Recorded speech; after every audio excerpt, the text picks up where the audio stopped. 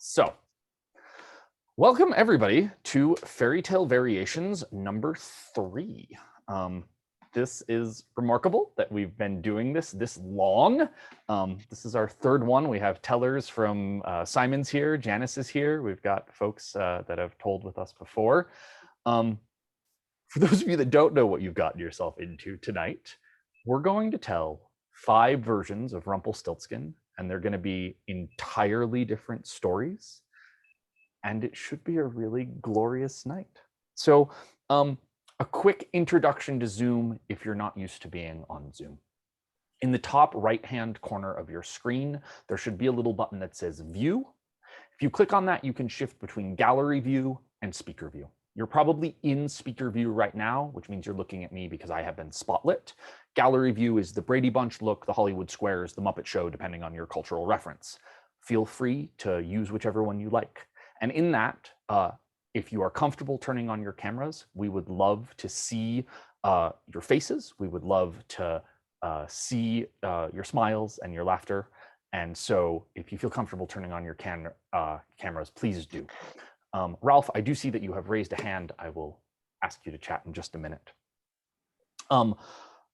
If you're also new to Zoom and you are in full screen mode, you might want to go to the bottom of your screen and click on the button that says Chat.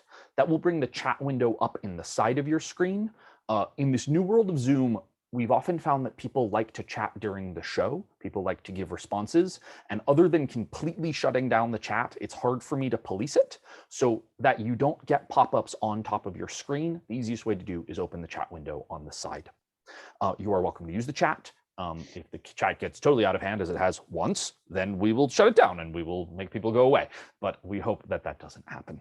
On that note, if we do get Zoom bombers, this has happened once to Rachel Ann and I, we will pause the show. We will solve the problem in the same way that if a drunk stood up in the middle of a show, we would pause the show and get them out of the theater and then go on with the show. So tonight's show, I think we said originally that this was an adult show, 18 and up. If I think of all these stories, I think we're more in the PG-13 rating tonight, but there is a little bit of adult material tonight. So if you do have children, please be aware that these are stories that are curated for an adult audience. It's nothing too visceral. Yes, Laura, cover his ears. All that said, other things. I've gotten a couple of questions about this because we always do, about paying. People say, I haven't been able to pay, and that's on purpose. So these shows, we ask that you pay what it's worth. And often you don't know what it's worth until the end of the show. So at the end of the show, we will post the links in the chat. You will also get an email in about an hour and 30 minutes from right now that will have all of the payment links, links to each of our websites, how you can follow up upcoming shows, how you can learn more about what we do. All of that will get sent out in an email. And the recording, once I have the time to upload it to YouTube, will be emailed out to anybody in this meeting. So if for some reason you have to walk away, if you come in late, not that you'll have heard this, you will get a copy, you'll get access to the recording probably late tonight or early tomorrow, depending on when that works out. I think that's everything I have to say at this point. Ralph, I'm going to ask you to unmute if you have a question. If you would like to ask a question, otherwise, maybe if you have found the raise hand button, and that is, you could unraise your hand if you don't have a question.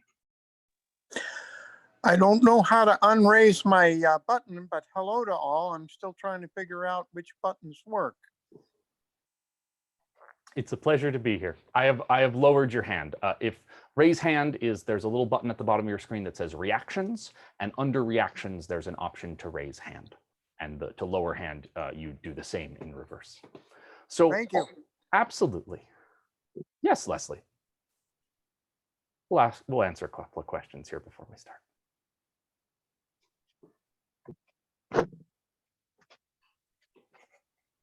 As people find the buttons. Leslie, you should be seeing a little pop-up on your screen. There you go. Hi. Hello. I'm not sure how to get back to just viewing you. I was there before and now. Okay, at the top right-hand corner of your screen, there should be a button that says View. And if you click on that, select Speaker View. And in just a moment, Haley, actually, if you would have Megan join me. It should pop us back to speaker view as we spotlight a second person. So I'm going to introduce tonight our first teller of the evening. Megan Wells is just frankly a powerhouse, I think is really maybe the best way to describe Megan. I met Megan at the National Storytelling Conference some years ago when my friend Scott Whitehair said, come to lunch with me. And I didn't realize what was actually happening was I was going to meet the sort of luminaries of the Chicago storytelling scene at lunch. And Megan and I fell into chatting and have become friends over the years since.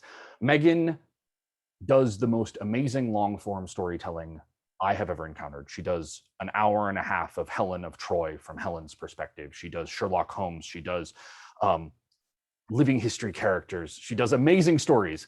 But tonight she's going to be a little shorter for us.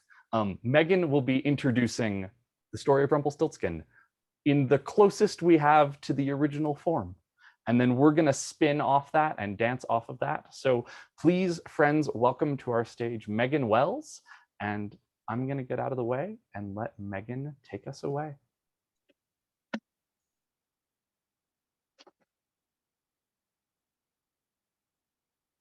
You will need to unmute, Megan.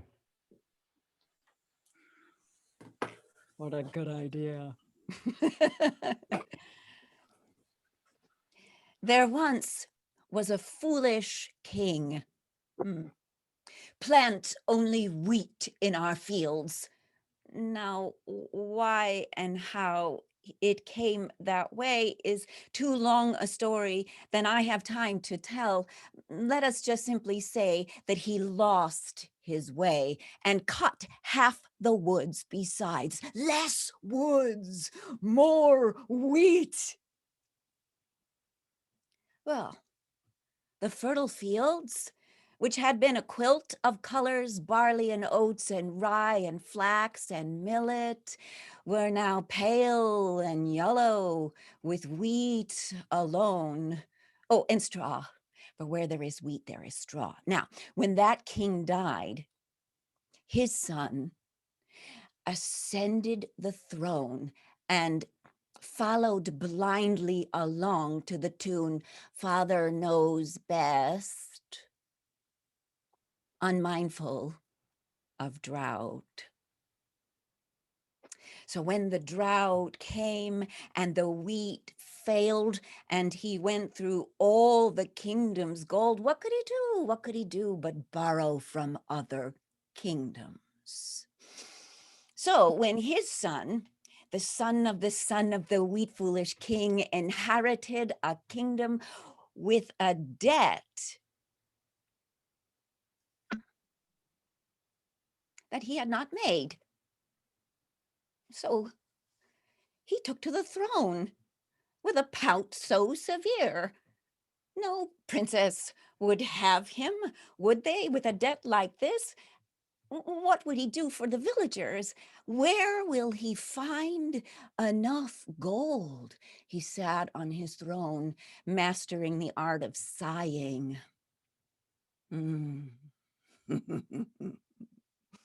Oh, the imps. The imps delighted in this. For a lonely king sitting alone, queenless on a throne, sighing, broods an invisible sap of sorrow, which falls and pools down in his shadows at his feet, food for the creatures that live in the dark. Well fed are we on these three kings of sorrow. We snicker and dance while they give us rain. We shall steal this kingdom tomorrow. Well, in the village, at the mill, the miller's daughter was clapping the flour off of her hands and her apron because the last of the linen flour sacks had frayed beyond repair, for flax was now so spare it was rare. Oh, never mind, father, never mind. I will weave baskets from straw. I will have to weave a double layer so that the flour doesn't leak through. Oh, no, Father, save the precious linens. She took the linen off of the tablecloth and folded it neatly. Save them for special days, Father. I have made straw mats for under the plates to catch all the spills. And when they get too soiled, we can throw them into the fire for fuel. It is a very happy thing that we have so much straw. But on Saturday, when she came home from the market and she jumped down off of the horse cart, Father, come see. I sold all of the straw hats at the market today, and the last straw hat was purchased by a passing gentleman for his lady. And look, Father, she opened her hand. Look how he paid.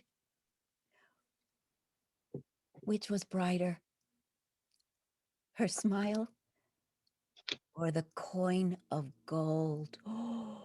Oh, said the miller, my daughter spins straw into gold.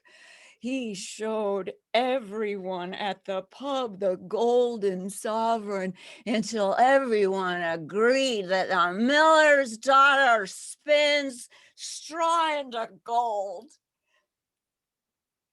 Well, when the sighing king heard this news, he stopped sighing. He sat up straight in his throne. Spins straw into gold? Bring her here to me at once. Well, faster than biscuits bake. The miller's daughter found herself in the castle in an airless room that was filled from floor to ceiling with straw. And a pitcher of water and a loaf of bread and a dead queen's spinning wheel. And on the spindle of that wheel, the smallest weave of flax to linen from a dead queen's hand so long ago.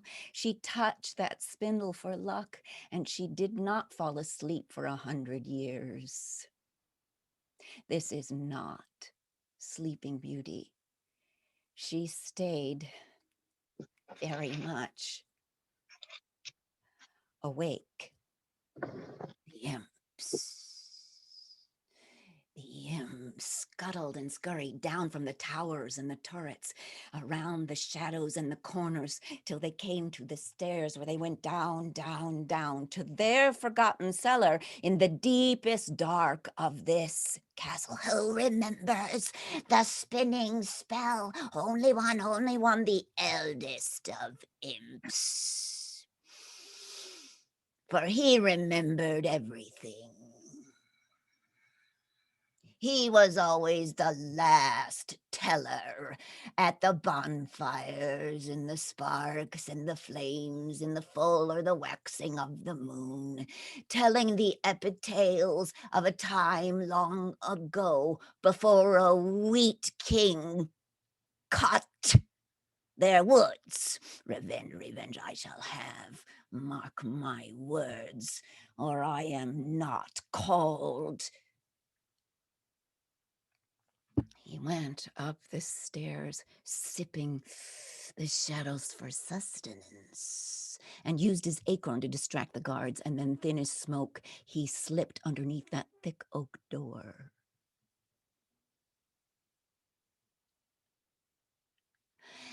Friend indeed, to one in need. Her heart raced, but she chose her words very carefully. Mother had taught her the ways of imps. Oh, a mighty imp. Oh, a handsome imp. Oh, an imp of magical renown. This king shall put me to death if I do not spin this straw into gold. Better for you, much better for you, to purchase of me my spinning spell. But she only had two things of worth to her heart. She had a locket from her grandmother and a ring from her own mother.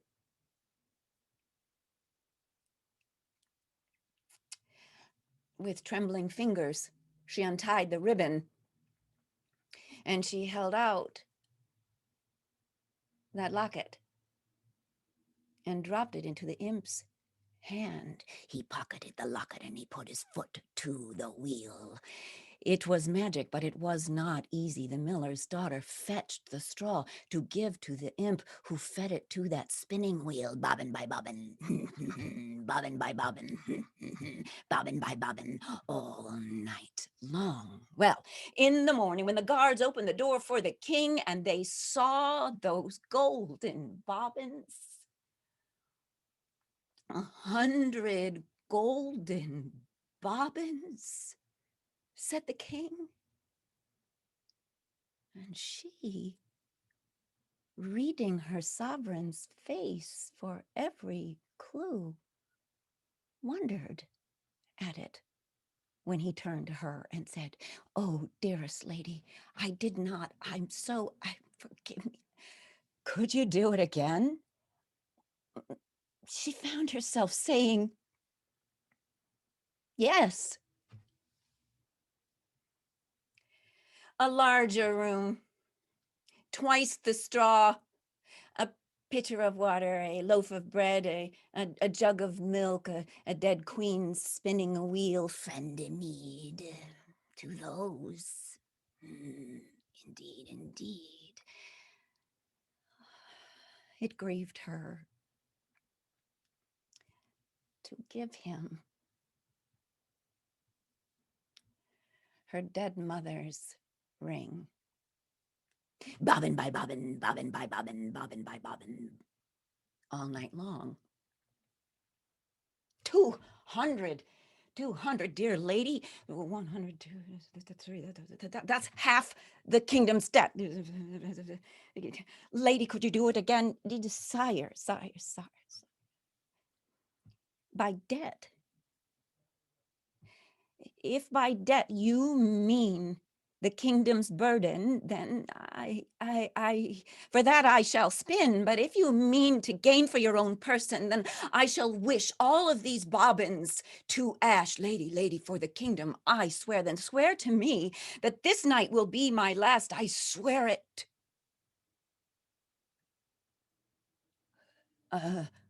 And would take a vow if you would have me as my queen.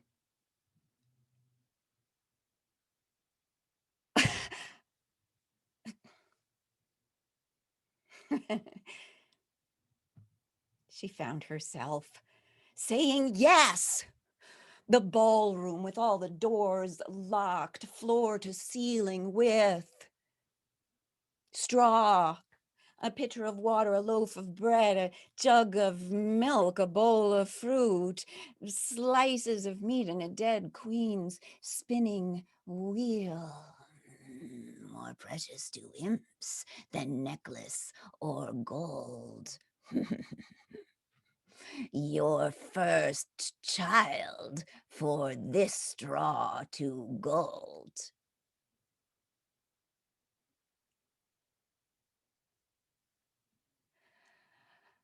I do not understand. It is foretold.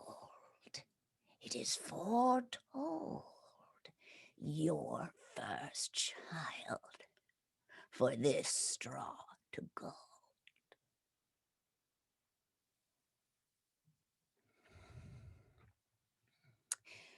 Very well.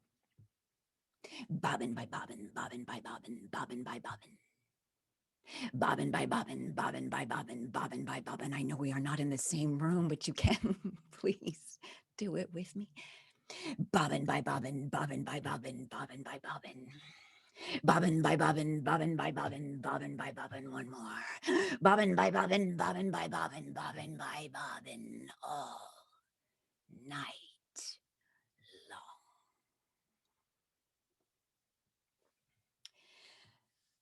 The kingdom's debt was paid. The wedding clothes were woven from golden thread. Happily they joined in the marriage bed. The birth of their first child was easy. Now, when the imp came, the queen was waiting. There had not been one day, 1 hour, 1 minute when she had not held that debt close to her heart. Oh, mighty imp, oh, handsome imp, oh, imp of magic renown, my gratitude knows no bounds. I have here in this trunk for you gold and jewels and a promise from my king that the woods shall never be cut again. Oh, he was old and crafty.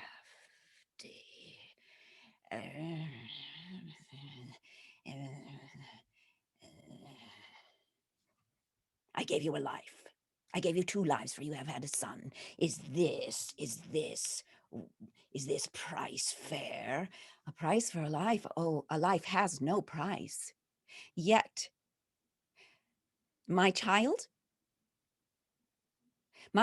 life is more precious than mine. Are you asking me to exchange my life for his? Oh, wise miller's daughter, who well listened to the stories of her youth. The only way out of an imp's bargain is to offer him a better one. Queen rather than a crying, puling, mewling little human infant that has to be raised. No, but I don't want a queen at all. I really don't want a child. What I want is a riddle for your kingdom. A riddle for the kingdom.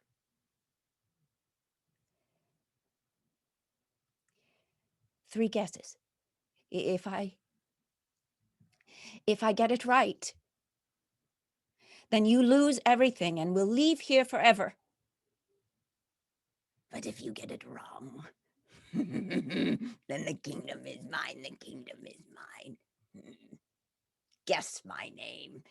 3 guesses. 3 by 3, said he.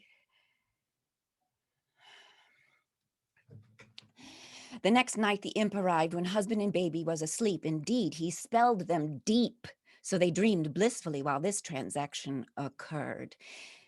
Trunk rot, fern beard, birds a twitter, gray withers, hare hind, owl's bane, thunder arm, moss thief, rock spleen. No. The next night, husband and baby spelled asleep. Armat, belted, Eldin, Goldrun, Kepnos, Minute, Tyrame, Zed, Rooklid. No.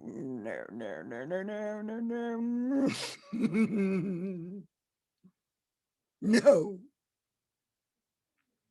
She did not sleep. Oh, how could she sleep?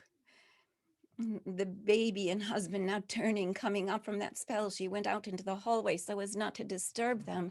She paced the corridors. Oh, she wore that rug thin.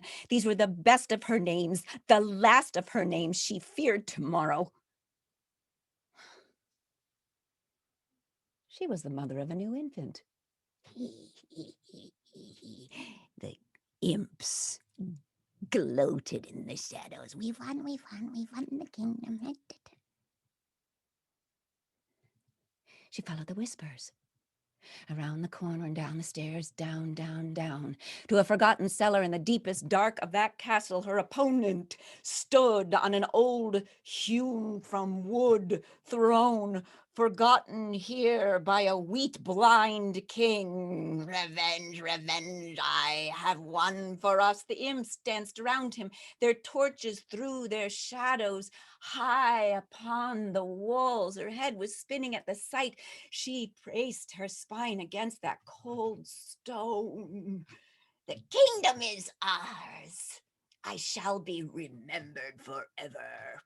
All will remember the name His name pierced her ear. She tucked it safely in her heart. She tiptoed up the stairs. She climbed into bed. She did not sleep. She practiced 9 names that night. Terry Top, Whoopity Story, Killitrut, Joadane, Victor Klenchmenek, Klamushka, Rikdin, Riktan, Ruido, Kediro, Rumpelstiltskin. What a stomping of feet and a gnashing of teeth, the gnashing of teeth and the stomping of feet, so that he did not attend to the sunlight. The sun breaking over the tree line, pouring in through the castle windows where now he was standing, now he was gone, and the imps too, for that light washed that castle top to bottom with the cleansing light of a new day. Thank you. Very nice. Hey, Megan. Fabulous. Woo! Wonderful, wonderful. Oh, Fantastic. Lovely. Bravo, bravo. Beautiful, Bravo. That was amazing. Lovely.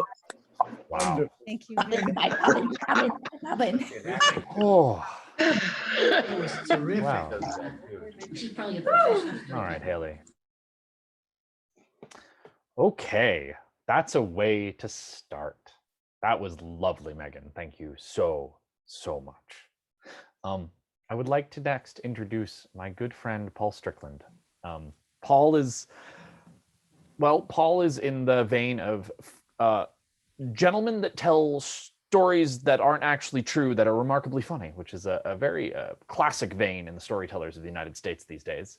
I met Paul 3 years ago, perhaps, at the National Storytelling Festival. He and Anne were sharing the stage with our friend Paul Simon for the Exchange Place. And he's a really good guy. We fell in.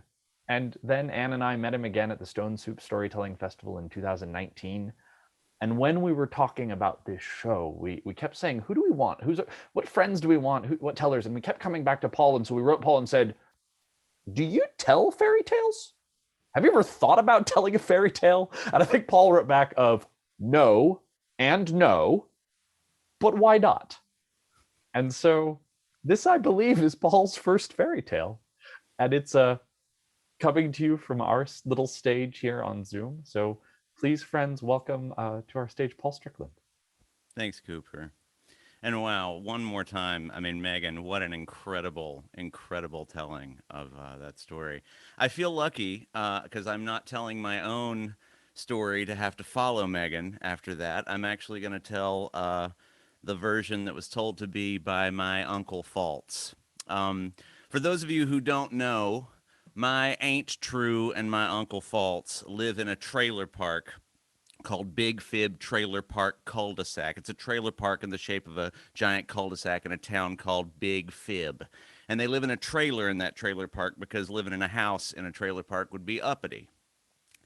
So I need to let you know that Aunt True and Uncle Faltz are two of the wisest people that I've ever met. I mean, every time I get to go down there and visit them, I learn so much, you know. For example, Uncle Faltz has a toilet in his living room because that's the kind of chair he's the most comfortable reading on.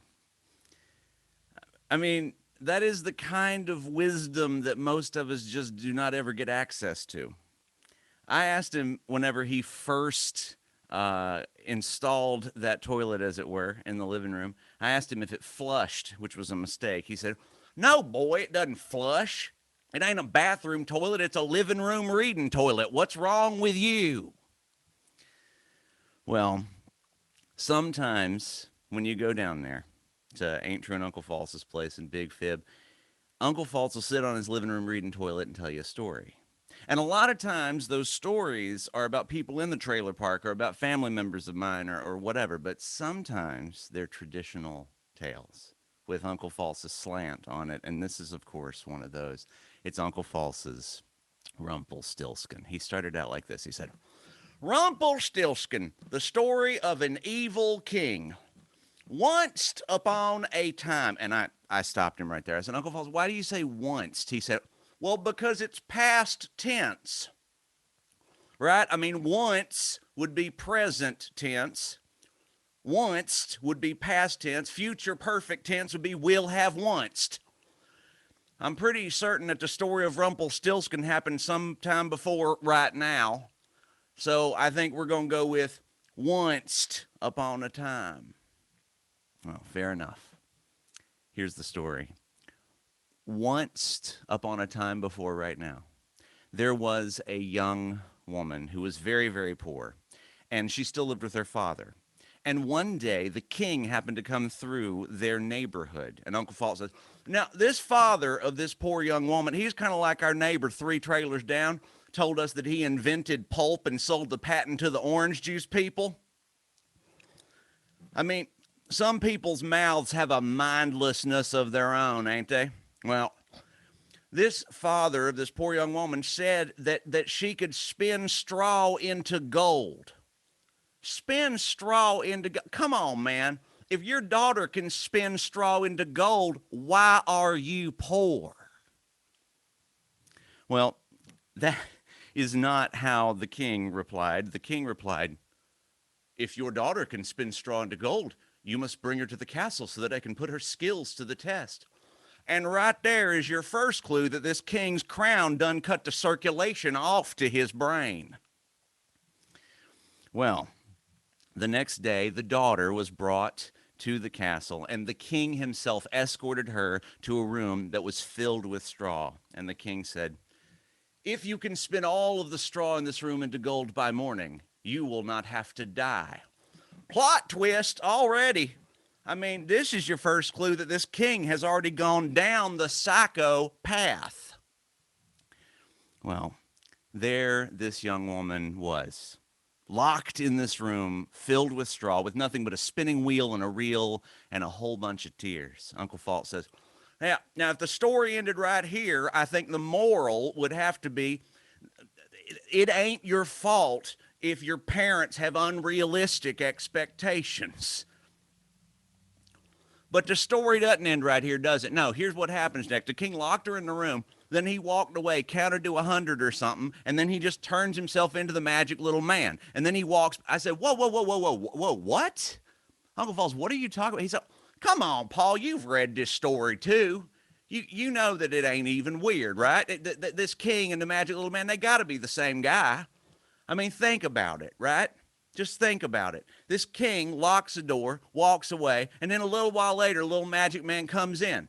You never once see the king and the magic little man in the same room at the same time. So, well, the story continues. According to Uncle False, the magic little man, who was the king in magical disguise, opens the door and then walks in. Why are you crying? I'm supposed to spin all this straw into gold, and I don't know how. I know how. What will you give me if I spin all the straw into gold? My necklace.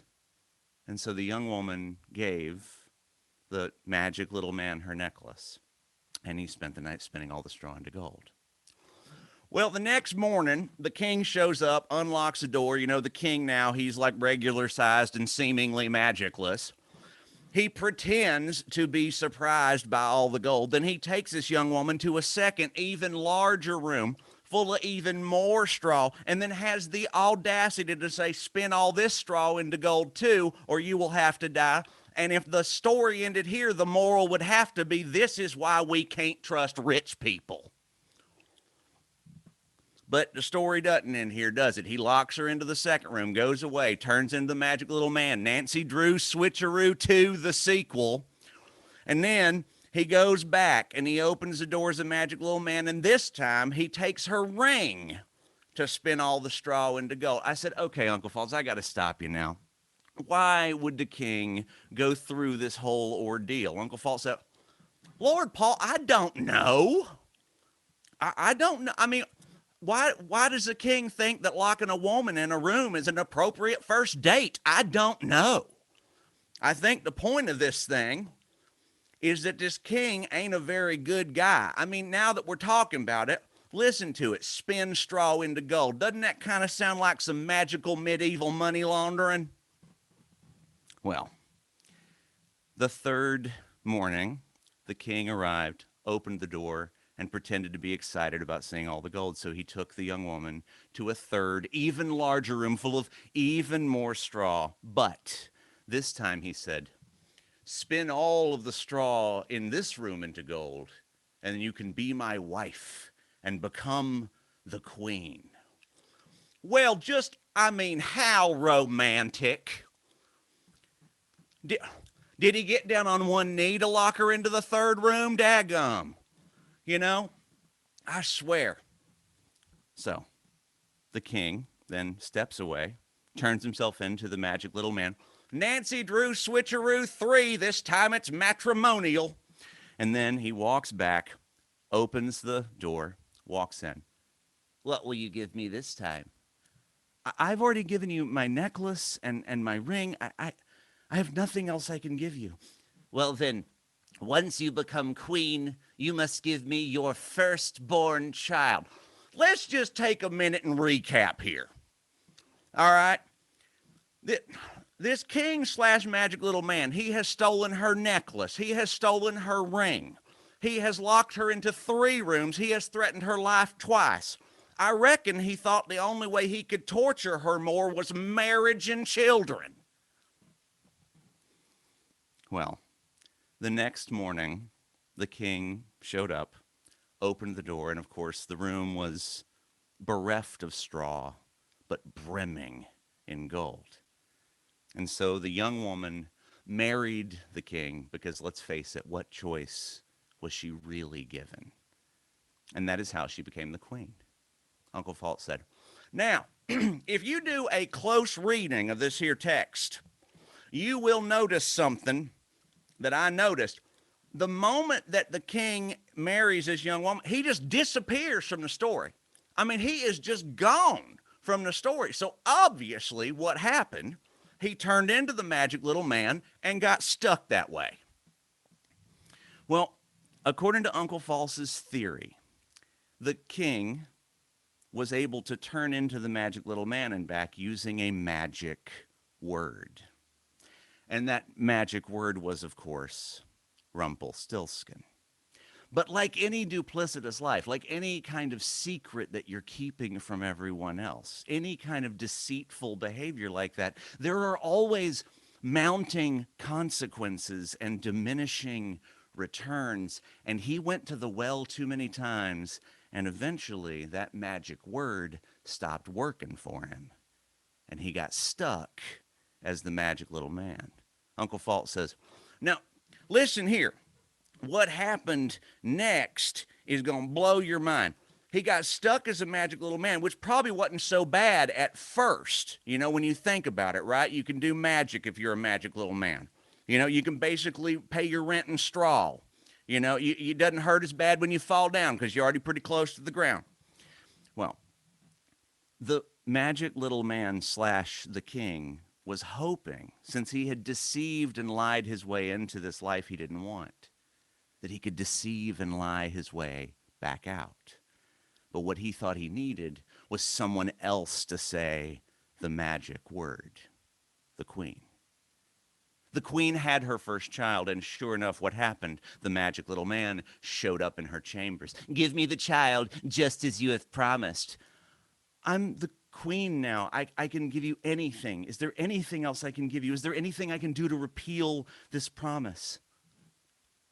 If you can tell me my name, you can keep the child. Okay, don't you think it's a little weird that it went from baby gambling to trivia night all of a sudden? You know, and I'll tell you why it happened. It's because he wanted her to say that name. But of course, the problem was the first day she was just saying a bunch of normal names, right? Smith, Caldwell, O. Henry, Cooper-Braun-Enos. The second day, she was sending out messengers to find some more obscure names. Uncle Fault says, oh, listen, she's just making up names. She's desperate to save that baby. You know, she's saying stuff like, is your name Cumulonimburger? Is that your middle name? Are you one of them people with four? No. All right, is your name Pat Participle? Nope. All right. Is your name Will Have Onced? Of course, every time the magic little man said, no, that is not my name. Well, the third day, the magic little man was hoping to help. He saw one of his own old messengers searching the countryside for a secret. So he built a fire and started hopping around that fire on one leg, singing at the top of his lungs.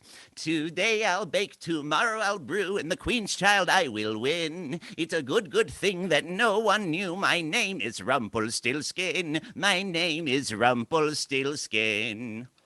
Lord, if there was ever a song that belonged exclusively in a shower. Whoa. But, you know, he sang it for a reason.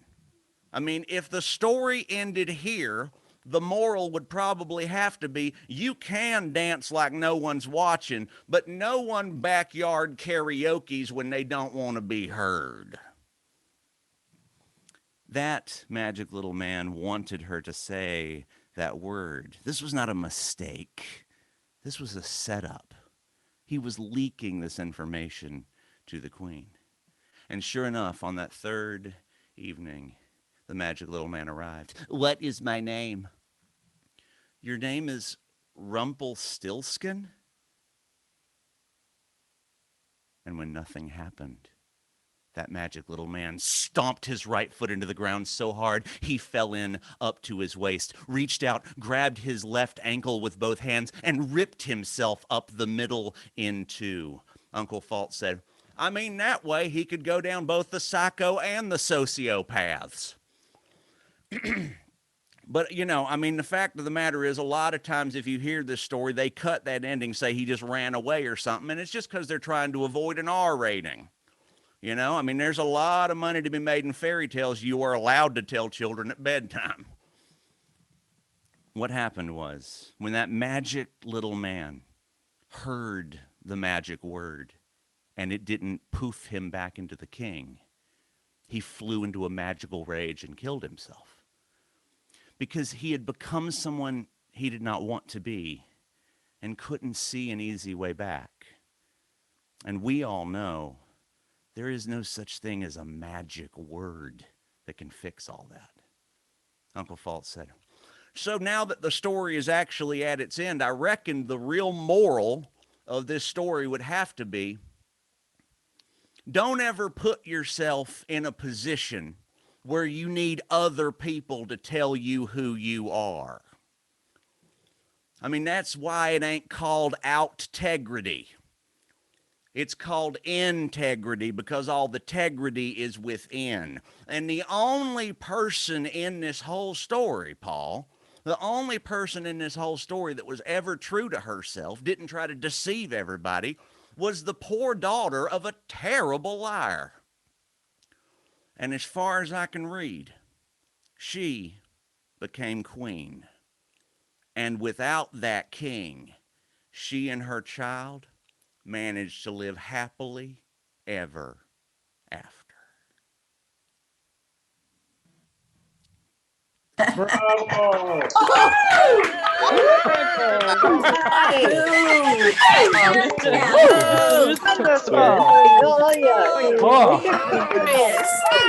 Amazing. Oh my goodness. Whoa. If I weren't so lazy, I'd be standing up. Oh. Ready. Oh. Brilliant. Brilliant. Wow. Oh, Cooper, I'm so sorry. Oh. Wow. That was really fun. That was gloriously fun. See, this is the joy, right? Sometimes your friends who don't tell fairy tales happen to have relatives who do tell fairy tales, and they can tell us that version. Paul, that was glorious. Thank you so much. I think Anne is actually supposed to introduce me now as I'm telling next. Hello, everybody. Oh. Hope you're all warmed up now. That was amazing, those two tales. And so now we've got another fabulous teller. Every time I'm asked to do this, I'm trying to think of something new to tell you about Cooper. He has two cats, one of which is very friendly, one of which is only friendly to him and Stephanie. But as a teller, he continues to find new and interesting ways to approach fairy tales. And so you're going to hear this tale, and it's going to be new to me too. So sit back and prepare to listen to Cooper-Braun. Oh, thank you, Anne. Thank you all so much for being here. This is so much fun.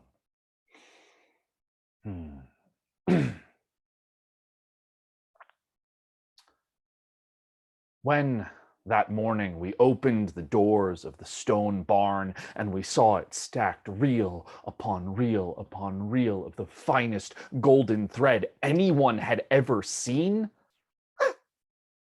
I was more surprised than anyone. Even the miller's daughter in the middle of all that gold looked surprised. It had been a bet. Her father is a miller, a drunk and a braggart. My daughter, she can spin straw into gold. I laughed.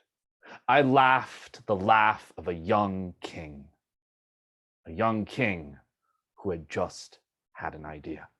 A young king who was in love with a miller's daughter.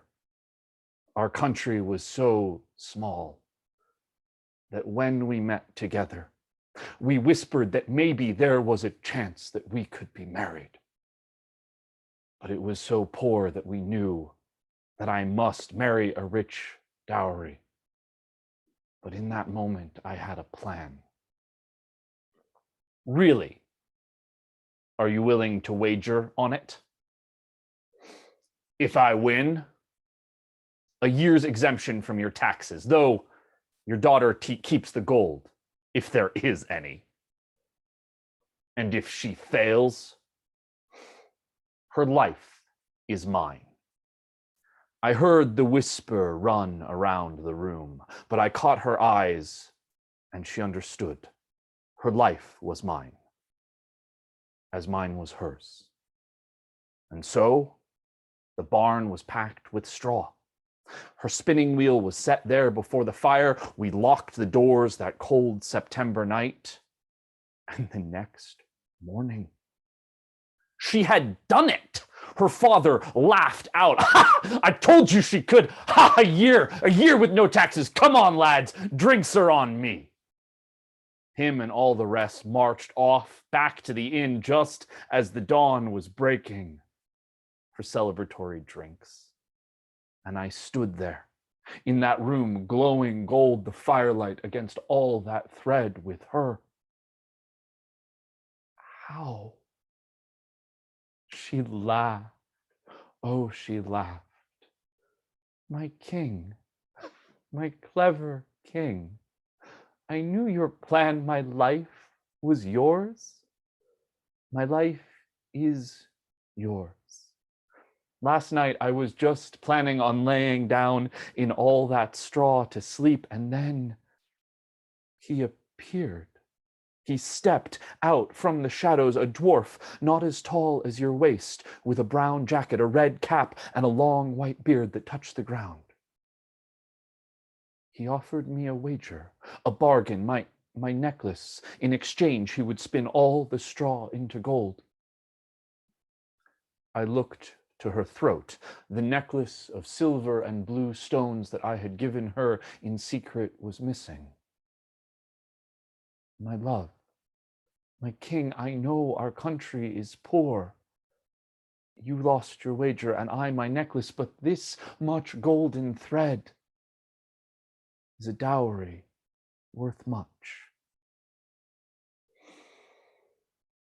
He pulled up the stool to my spinning wheel, and then he snapped. The air grew brittle. There was a spark that ran down his beard, and then he took up that straw and began to spin. Whir, whir, whir. It was not 3 turns of the wheel before the reel was full of golden thread. Whir, whir, whir. Straw poured into the wheel until there was not a single piece left in the room. The air grew warm once more. He stepped up and held out his hand.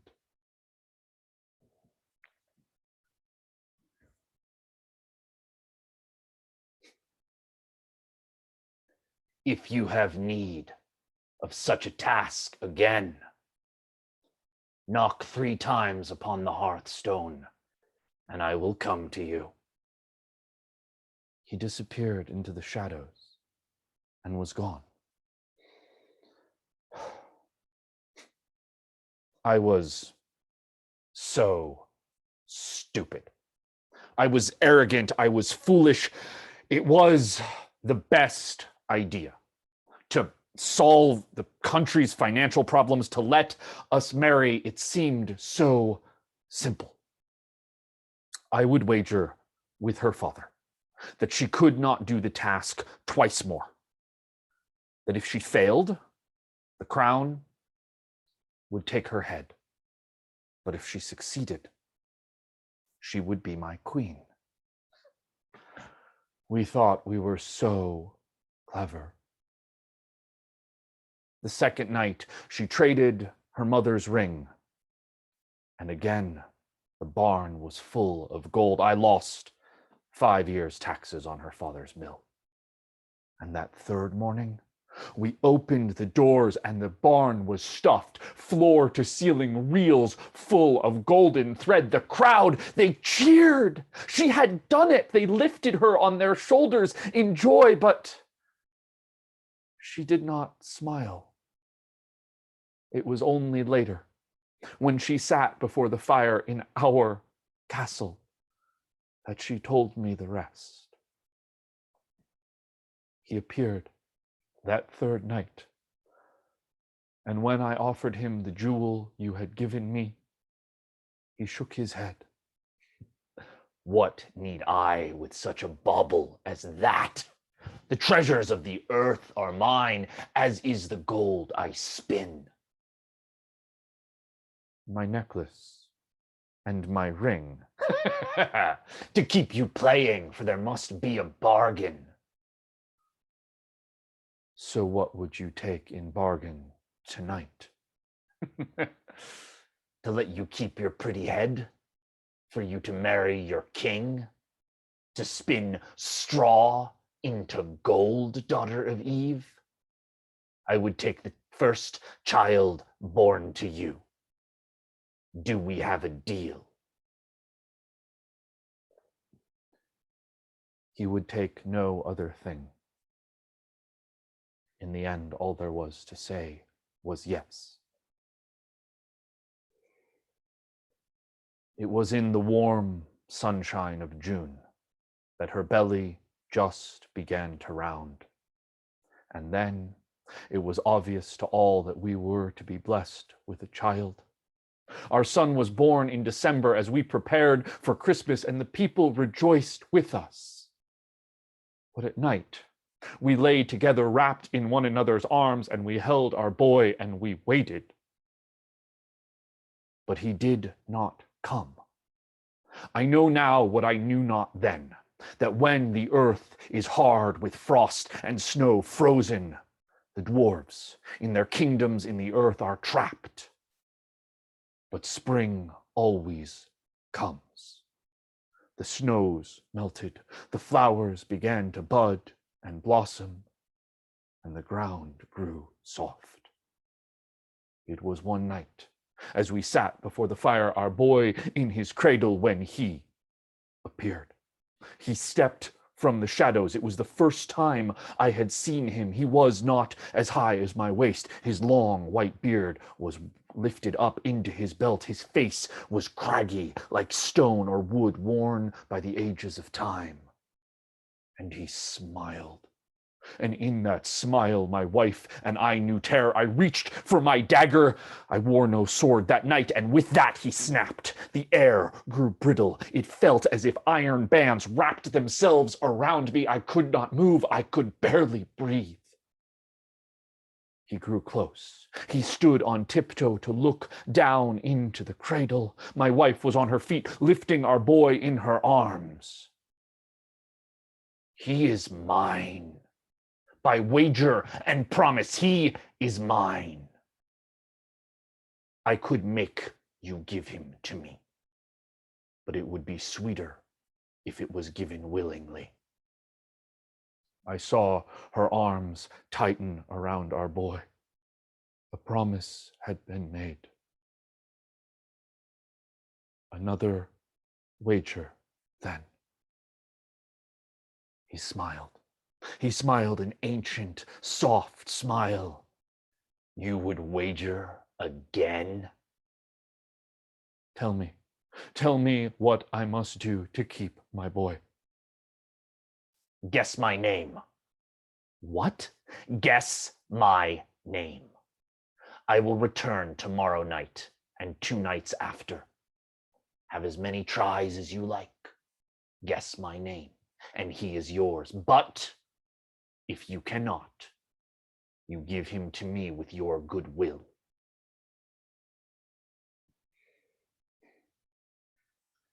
Who I asked, and what I traded to learn the dwarf's dwelling place, I cannot say. But I could not stand.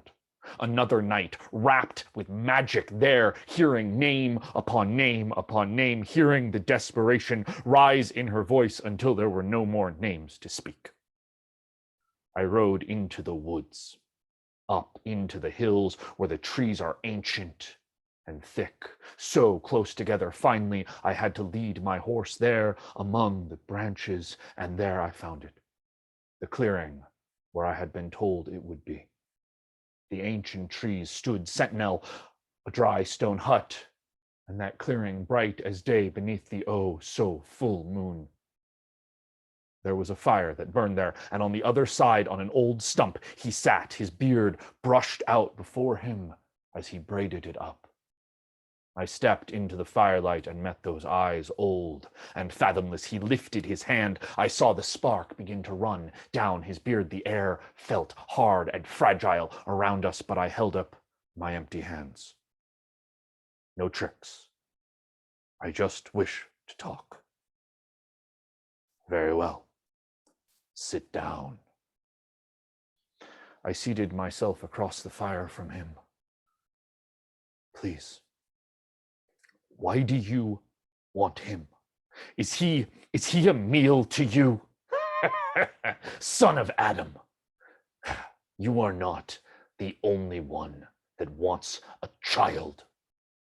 I would raise him as my own, make him a prince in the kingdoms beneath the earth. It has been many long years before I have tasted man flesh, and if I wanted it, it would be an easier thing to get than a child I freely won, bargained, and won. You like to bargain. I saw the smile split his face. His teeth, old and yellow, glowed in the firelight. I do. But what have you to bargain with? For that you have already lost. He saw my face falter. You have nothing worth the wager. Your gold? I made for you. Your kingdom is nothing. The treasures of the earth are mine if I wish them. But, you may be blessed with a second child. 2 would be sweeter to raise up than 1. Or would you wager your own self? It would be a fine thing to have a king as a servant, a fine thing to ride among my people upon your shoulders, or perhaps I would transform you into a bear, to have you guard my treasure, to make you dance. I opened my hand. The moonlight and the fire together caught on the bone dice, old and yellow. Double or nothing? Come closer. I stood and walked around the fire. I knelt before him. He brushed the braid of his beard across his knees and smoothed out the ground between us with those fingers long like gnarled twigs. Double or nothing, all on one cast. No magic. Where would be the fun in that? Odds or evens? Odds. Always odds. I felt the fire warm on my back. The bones felt warm, they're soft between my hands. I looked at him. The moonlight painted him pale, crouched before me. He ran his tongue along his lips in anticipation.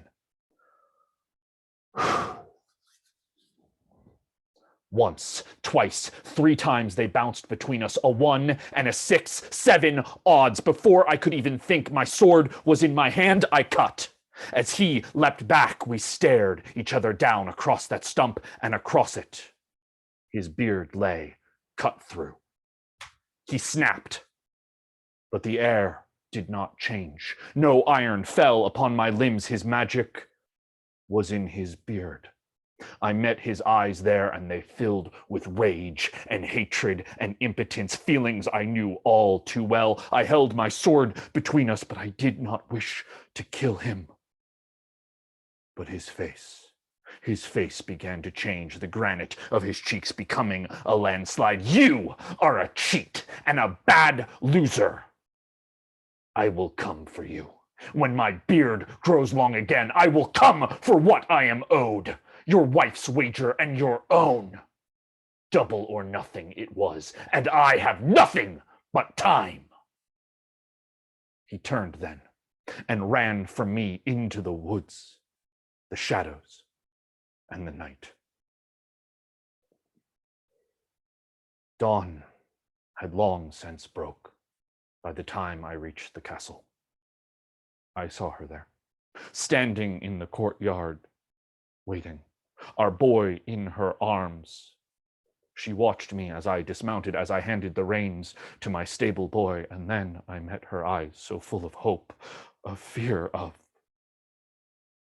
I know not what she saw in mine, but there, in my courtyard, I went down upon my knee in the dust before the woman I loved, my queen, the mother of my child, and I laid before her the dwarf's braid. He will not visit us tonight. It is done.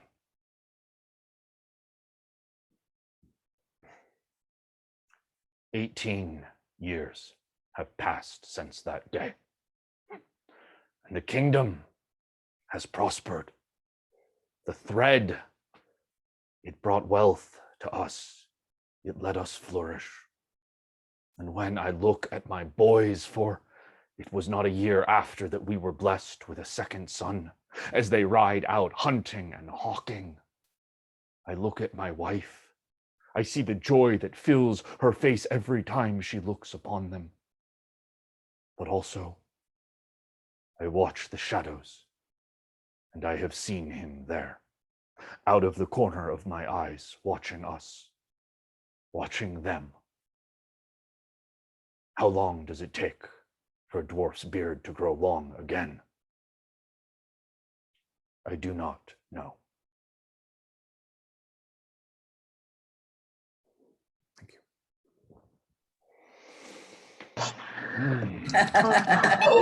Wonderful. Oh, thank you, friend.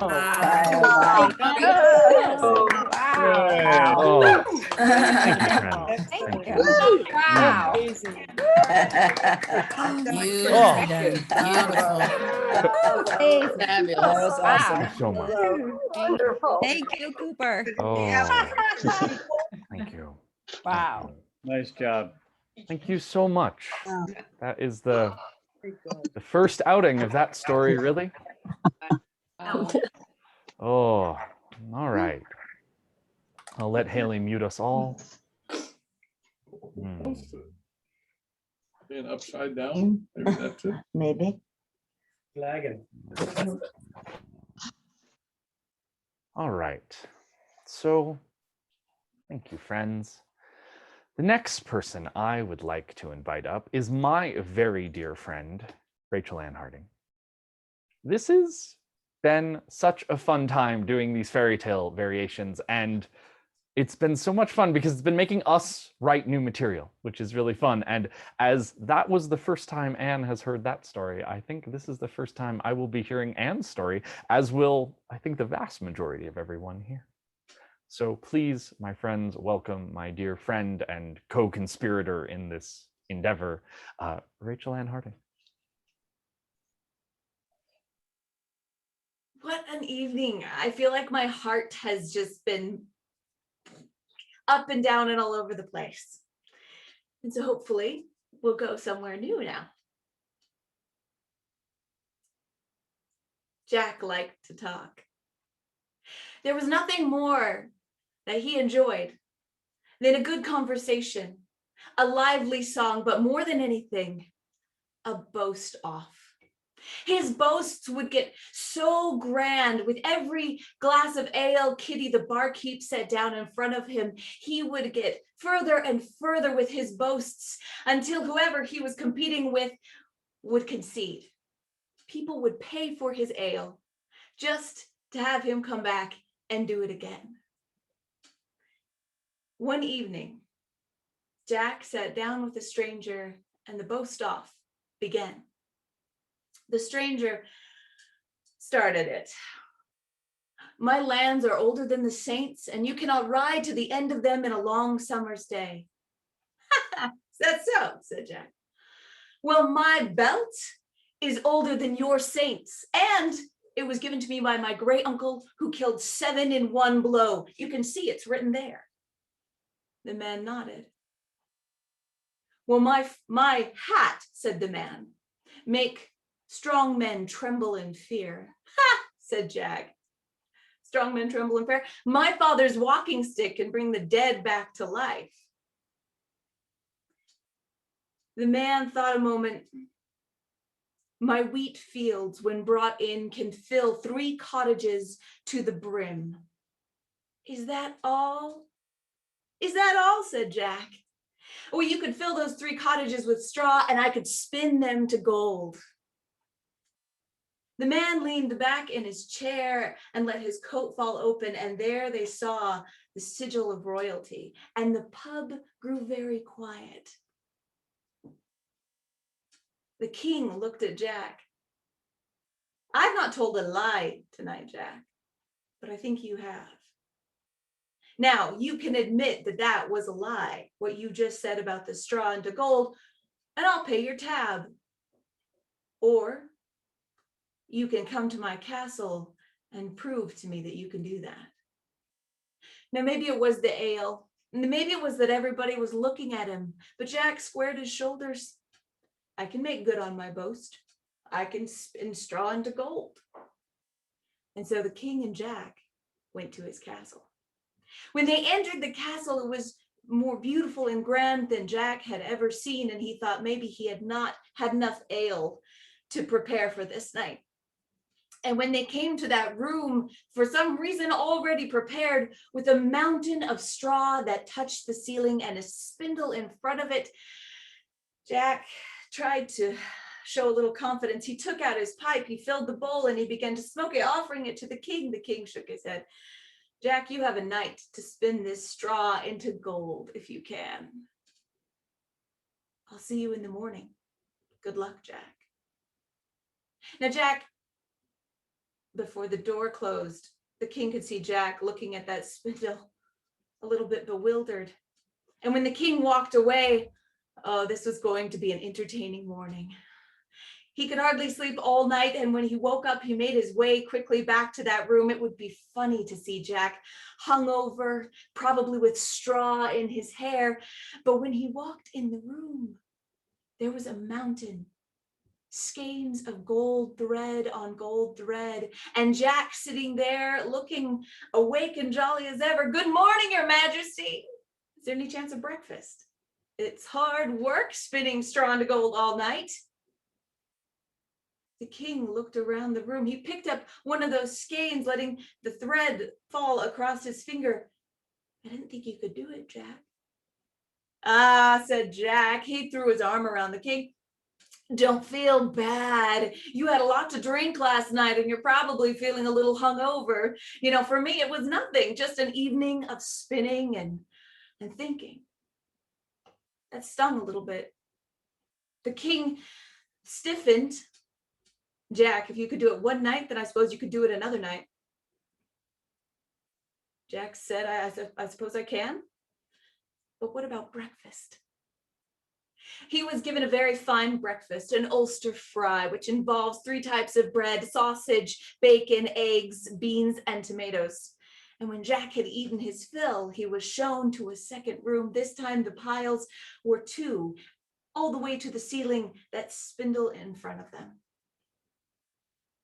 Jack put his fingers through his belt, trying to keep his eyes from bugging out. Yeah, I think I could get this done by tomorrow morning. The king smiled. I hope you can, Jack. Good luck. And he closed the door. Now, the next morning, the king did not even get dressed before he went to the room. He went in his night clothes. He opened the door, and there were the mountains of gold thread. And there was Jack curled up with a pile of gold thread beneath his head. The king walked over and nudged him with his boot. Jack opened his eyes. Good morning, Your Majesty. Just thought I'd catch a little sleep. It was a nice night, wasn't it? The king looked around. You know, Jack's insults were becoming a little less of an insult if this is what Jack could do for the country's coffers. Jack, if you can do this one more night, then I think I could find you a title and some land that would set you up for life. Jack stood, holding up his pants by the belt loops. One more night. Yeah, I think I could do that. I could do one more night. But what about breakfast? Breakfast came again. It was as delicious as Jack had hoped. And that afternoon, he was brought into a chamber, 3 piles of straw touching the ceiling. The king simply said, good luck, Jack. If you can spin this into gold, you'll be wealthy enough to hire your own cook. He closed the door, and the next morning, there were the piles of gold. And right there and then, the king gave Jack land and title, though Jack seemed quite serious and solemn about the whole affair. But Jack, when he stepped out of that castle, a new man, realizing what he had, it took him 10 steps to realize he could now afford to get married. And it took him 10 more steps to realize the only woman he would want in that world was Kitty the barkeep. And he set his feet on that road, and he went to the pub and began courting her that very day. Now, their courtship and how that went is a whole story in itself. But suffice it to say, they got married. And they moved into a very fine house with a barn for his cow. And they were happy as the day was long, and Kitty came to him after not too many months saying, Jack, you're going to be a father. Jack's hollers of joy could be heard across the valley. He doted on her hand and foot throughout her pregnancy, which was mostly pleasant. When the time came, he tried to help the midwife and was mostly helpful. But when it was all done, Kitty put that baby into Jack's arms and said, well, Jack, what do you think of your firstborn? That word, Jack's face fell. He became pale. He almost stumbled, and then he sat down heavily in a chair. Kitty leaned forward in the bed. What is it, Jack? What's wrong? Jack couldn't look at her. He stared at the child. Kitty, do you remember the 3 days I spent at the castle? I haven't told you the whole story. That night when I went there, I wasn't rightly sure I could spin straw into gold. You see, I'd never touched a spinning wheel. much less try to figure out how to put thread through it or straw. I was pretty sure I couldn't do it. You were pretty sure? Okay, I was sure I couldn't do it. And right when I was about to go to the door and beg for the king's mercy, this little man hopped through the window. A little man. What did he look like? Well, he was about as high as my hip. He had a beard that was braided so long he could wrap around his neck like a scarf. He was dressed in red. He said he could spin all that straw into gold, but he wouldn't do it for free. Well, what did he want? Well, I gave him my pipe, the one your father gave you. Yes, the one my father gave me. And what did you give him the second night? I gave him my belt. Your great uncle's belt, the one with 7 in 1 blow embroidered on it. Well, yes. And what did you give him the third night? Jack could only look at the child in his arms. Jack, Kitty said, what did you promise him on the third night? Jack could only speak the words, promised him my firstborn. Oh, Jack, how could you? Her words hit him harder than if she had smashed a chair over his foolish head. But before they could argue, before they could begin to plan, the little man walked through the door, looking just as Jack said he would. His beard wrapped in a braid around his neck, smoking a pipe that looked familiar and with a belt and the word 7 in 1 blow stitched on it. He looked at the two of them, Jack holding the baby, Kitty in the bed. Well, I'm here for what you promised me. Before Jack could move, before Jack could think of any words, for at that moment he had no words to say, Kitty leaned forward. Now wait a minute. You made a deal with my husband, but that baby is only half his. If you want the other half of that child, you'll make a deal with me. The little man coughed and shifted uncomfortably, but it was true. He had made a deal with Jack and the child was only half his. Fine. A deal's a deal. 3 nights you have. On the third day, I will come and you will try to guess my name. You will have all day to try to guess my name, but if the sun sets and you haven't guessed it, that child's mine. And with that, the little man walked out. Jack handed the child back to Kitty, and when he could finally look her in the eye, all she said was, Jack, I think you should start looking for names. For the next 3 days, that was all Jack did. He wrote them down on piece after piece of paper. He took his servants from the field and sent them out looking for names he had not thought of. He had stacks of paper around him. He did not sleep. He did not eat. He only drank water that Kitty put at his elbow, which was unusual for Jack. And on the third day, that little man walked in the door. Kitty held the baby and sat while Jack sat with the paper around and the little man in front of him, and Jack began to read off the names. Now, at first there were names that Jack could naturally think of. Jack. No, it wasn't Jack. John, James, Jane, Jacob, John. Oh, I already said that. And he named all of these names, reading them off of his lists of papers, naming all of the people he had ever met in his life. And when he ran out of those names, he began to make them up. Long nose, hairy face, Snagglebeard, Thistlebrush. The man just continued to shake his head. And at that point, Jack just began naming things he was seeing around the room. Teacup, teapot, a plate, spork. No.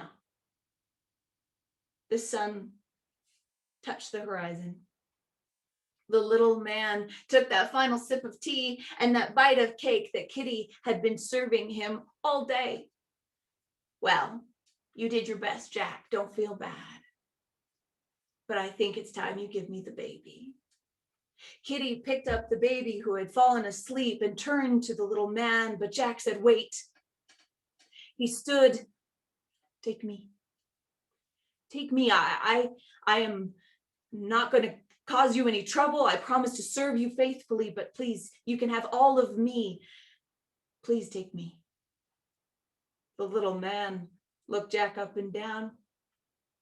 A grown servant instead of a child to raise. That would do. That would do. And the two extended their hands towards each other to make the bargain, when Kitty said, wait a minute. Now, I've heard a lot of stories, and Jack, you need to do more listening and a little less talking. I worked in that pub for a long time, and I know people talk. People talk when they've had enough ale. Even little men talk when they have enough ale. Now, I can end this right now and tell you your name, little man.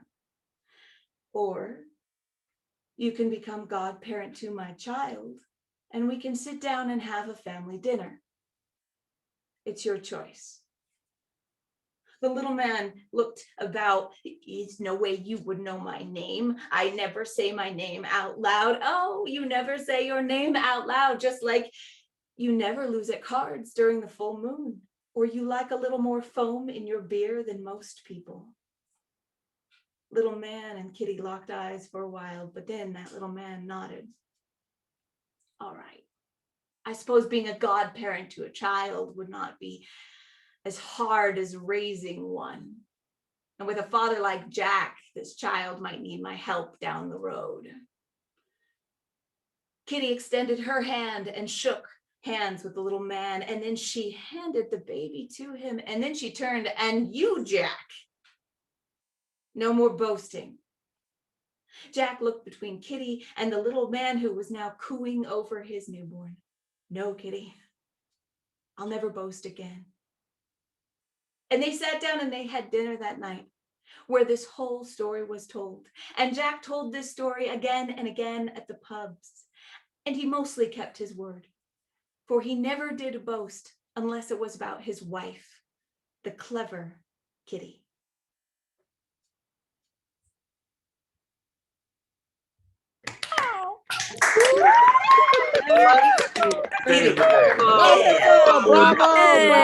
Wonderful done. That's so great. Fabulous. Wonderful. Great. Amazing. Thank you. I love that. What a great was ending. Yeah, totally. Oh, Yeah. Wow, perfect. Best ending. Mm. Best. Nicely done. Wow. Oh, that was glorious. Oh, that was so much fun. When Anne told me she was gonna do a Jack story from Rumpelstiltskin, I was really looking forward to it, and that was so much better than I thought. Wherever it might go, that was so great. Thank you. So our last teller of the evening is Lynn Ford, who is just amazing. Lynn is one of those sort of pillars of the storytelling community, but you would never know it. She is one of the nicest people I've ever met. Anne and I met her at the Northland Storytelling Conference many years ago. And all that is burned into my brain of Lynn's is this story she tells about her younger sister who twisted her braids and told her, "I will kill you." And she is so not that person, but that is what comes to my mind. This story that Lynn is going to tell, I heard during a Halloween concert. And this is the one that I came to Anne and I said, we have to do Rumpelstiltskin, because Lynn, who else tells Rumpelstiltskin? And that's how we got to Rumpelstiltskin. So really, it's Lynn's fault. But friends, please welcome Lynn Ford as our last storyteller of the evening. Oh, thank you, Cooper. You do a very good impersonation of my sister. Oh, my friends, this story can begin with those words.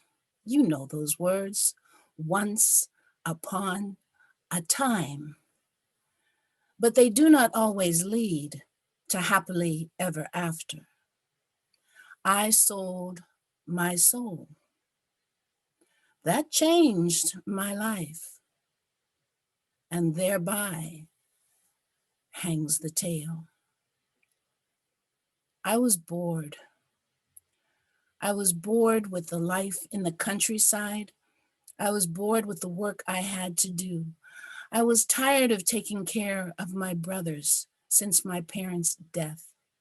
I was tired of being considered a country bumpkin, looked down upon by those of higher estate. I wanted excitement. I wanted adventure. I wanted a different life. And so I went to the sisters, those ones that are healers and herb women. I went to the one who was perhaps not as good-hearted. She sent me to the crossroads at midnight. And there I met him. He appeared first as a long shadow, and then he became a jester, playing a mandolin. A jester? I asked, why a jester when you could be a king? He laughed, and the aroma of sulfur and brimstone rose from his throat. Why not a jester? My life is a joke. Mortal, what do you wish? I want my life to change, I said immediately. I want adventure. I want something exciting. I want to live 100 years, but never want for anything. I want you to curse those boys, my mother's sons, make them ugly and small the way they made my life. That's what I want. Done, he said. But do you know the price? And now it was my turn to laugh. Oh, if there is such a thing as a soul, I have no need for it. I will give it to you if you give me what I want. Done and done. And so it was. But I don't really remember what happened after that. I awoke next to a stream filled with fish, and I was ravenously hungry. And I was quick, for I reached into that water and scooped out a fish with one hand, and I began to eat him raw. And as I chewed, I looked into the water and saw my reflection. I screamed, and all day long I wandered and I cried, for I was rumpled and stilted in growth and withered in skin. What was I thinking? At one point, I had to run from a she-wolf, a wolf who seemed to be starving. Perhaps she was looking for food for herself and her pups, but I found that I could tear a wolf apart, and I enjoyed her raw flesh and her warm blood. I also discovered that with my fingers, I could change things with a single touch. I brushed against a leaf and it became gold. I scooped up water and it became wine. A blackberry became a pearl. I could change all of that, but I could not change myself. I looked for a place to hide, and I found a cave. And at the back of the cave, there was a tunnel that led down and down into caverns filled with coal. In my anger and my sorrow, I picked up one piece of coal and I squeezed it, and it became a diamond.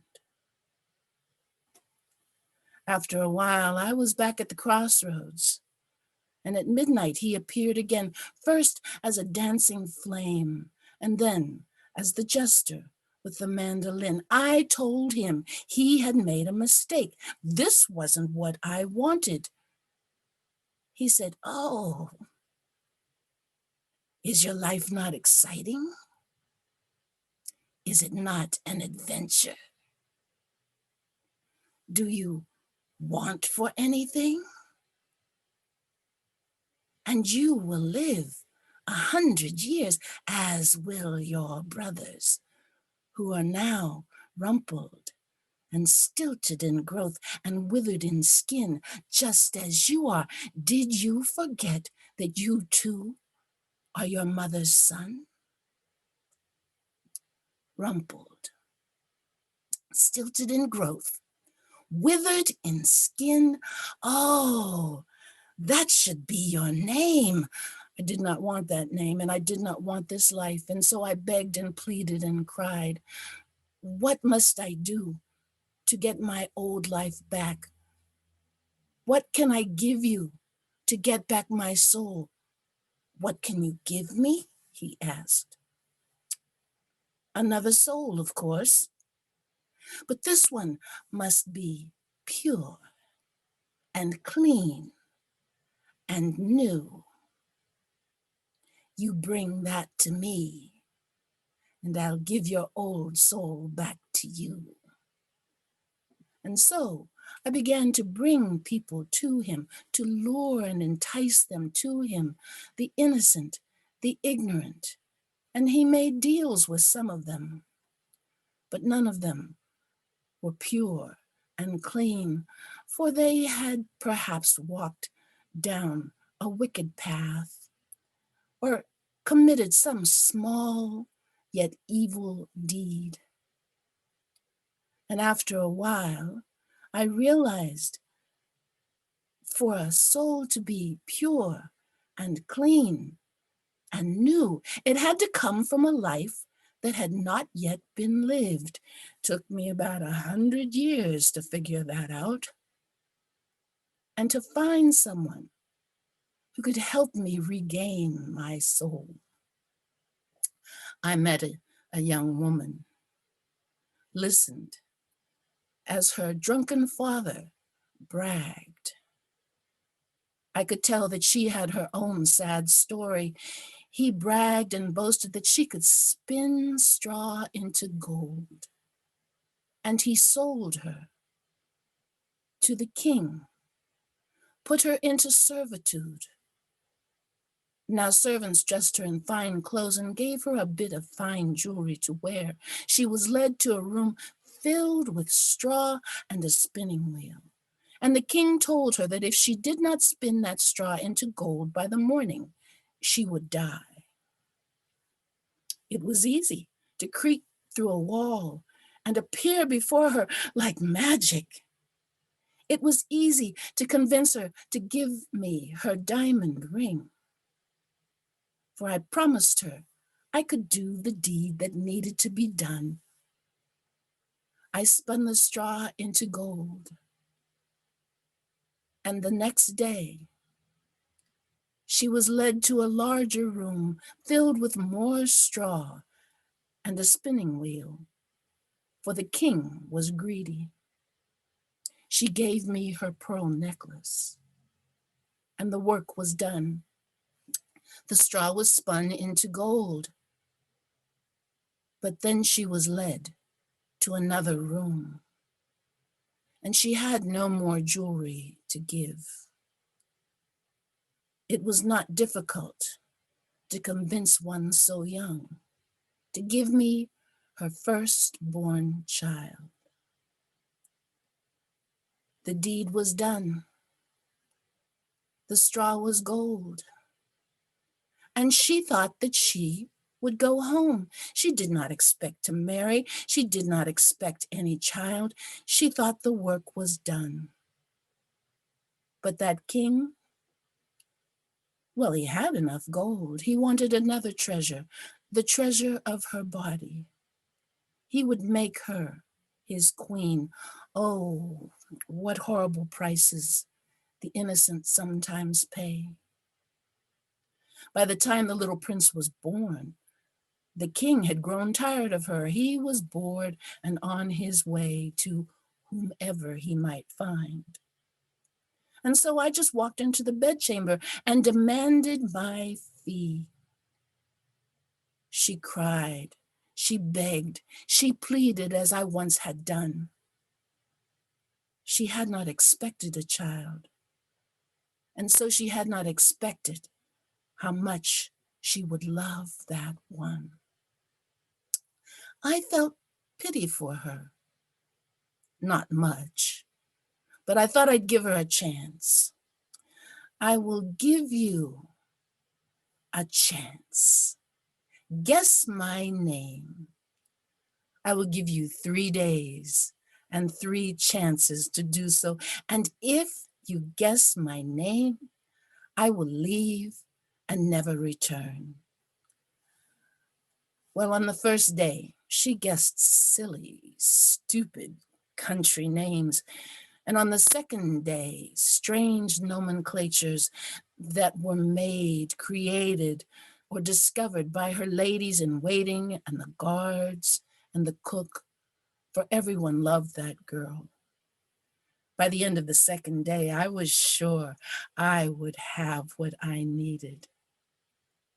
That baby, clean, pure, new, and I would regain my own soul. I was so happy I threw myself a party. I ate a bear. I tore open his furry skin and devoured his innards. I drank and danced in his blood before the bonfire.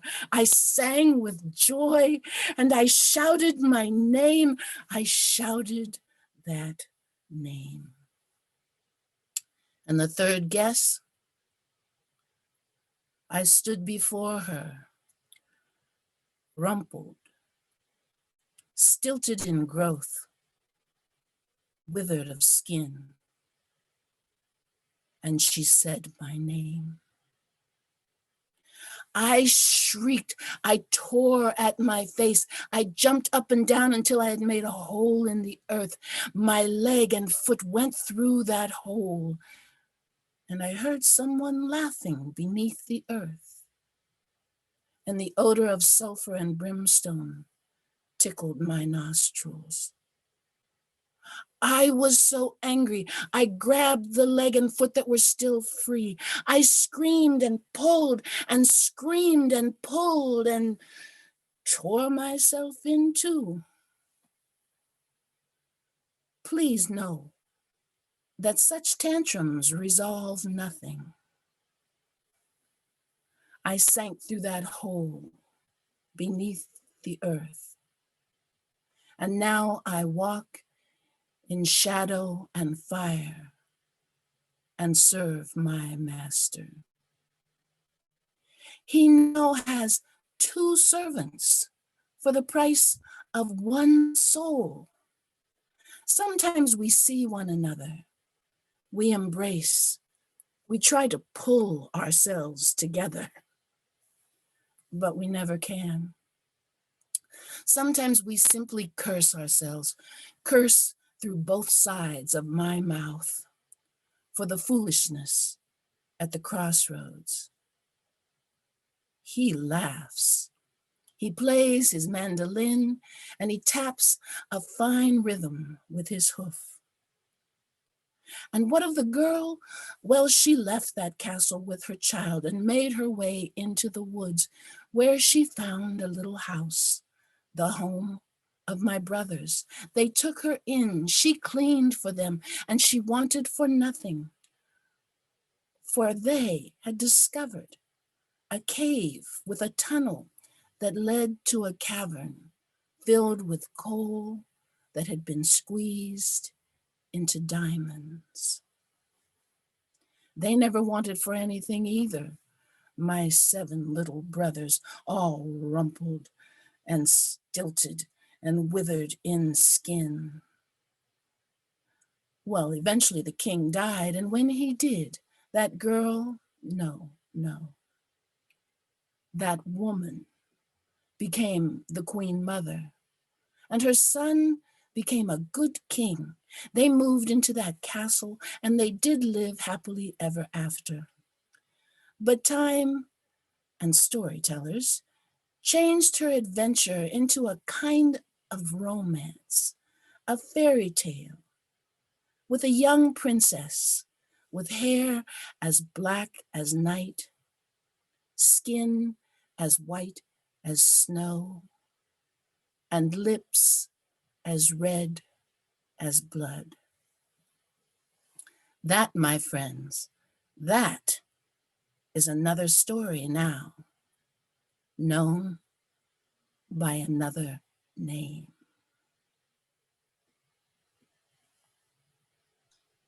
Bravo.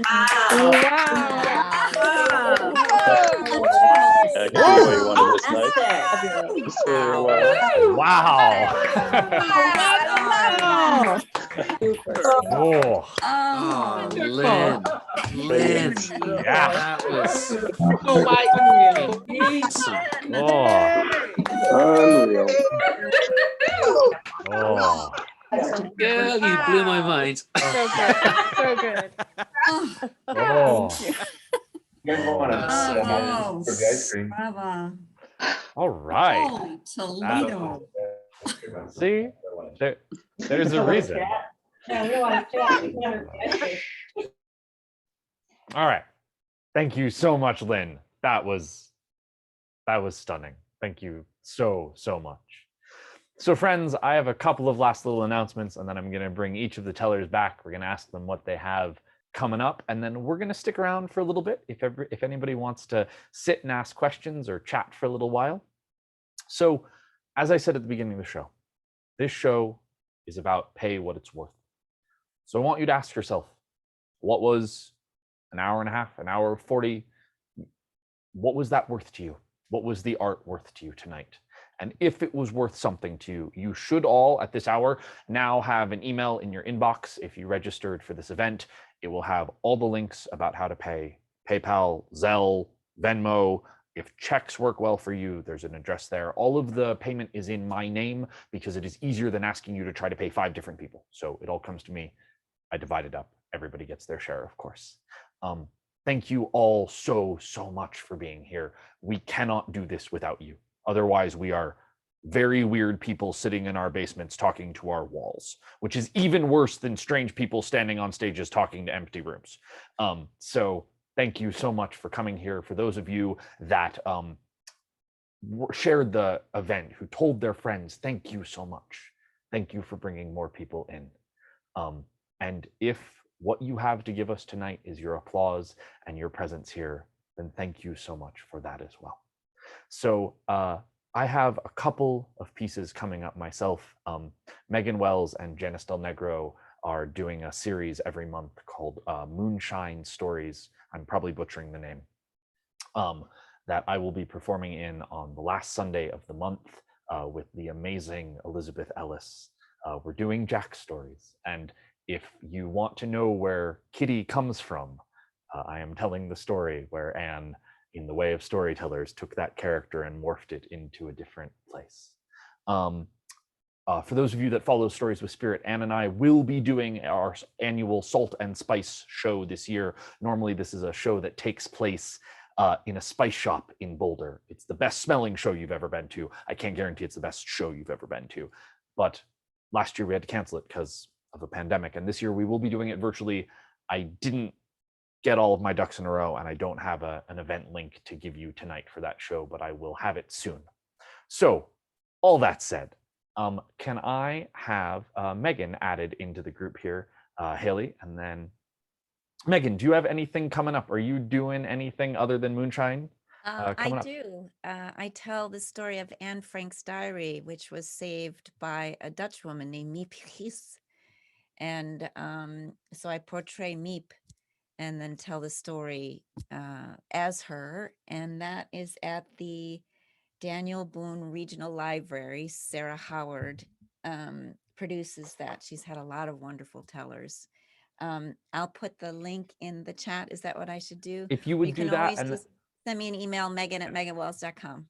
great. And if you post that in the chat, I will copy it and I will add it into everybody here. You'll get an email once I have uploaded the recording, and I will include that link in that email as well, Megan. Okay. Could we add Paul in here? Paul, what do you got coming up? Well, the next thing that's happening sort of online publicly, I think is going to be the Stone Soup Storytelling Festival. And that'll be at the end of April. So if you go to my website, which is ain'ttrue.com, then there'll be all of those things there. And there's also digital downloads that are available there as well. And then, you know, once the year really starts kicking off, it's May, June, July is when we actually start getting out there and telling in public again. Yeah, I will also be at the Stone Soup Storytelling Festival at the end of April. It'll be they invited both Paul and I back this year, though I think Simon Brooks will also be there, who is in this. There we go. Thank you, Janice, for the Moonshine Stories post there. Let's Anne. Where is Miss Anne? Let's add her in here. Do you have anything? What do you have coming up? I've got, so I'm going to be part of Kevin Cordy's new show debut. And for those of you, I don't know if I'm supposed to give this away or not, because I know it's a secret beforehand, but at this point, this is a show where all of the stories that are told, this is their first outing. This is stories you have never told before. And then there's going to be there's like a talk back and some coaching from Kevin. And then I'm also doing the Salt and Spice story event with Cooper coming up in April. So those are the next couple. Great. Let's bring Lynn up. And while Lynn is being brought up, I've seen a couple of people post this question. I will go through the chat here at the end. And for those of you that are, say you're on phones and you'd love me to email you a copy of the chat, I will send that your way. Lynn, what do you got coming up? This coming weekend is the second Women's Storytelling Festival, virtual, of course, and several faces that are here are going to be sharing in that too. It's sponsored by Better Said Than Done. You can go to bettersaidthandone.com to get the information about it.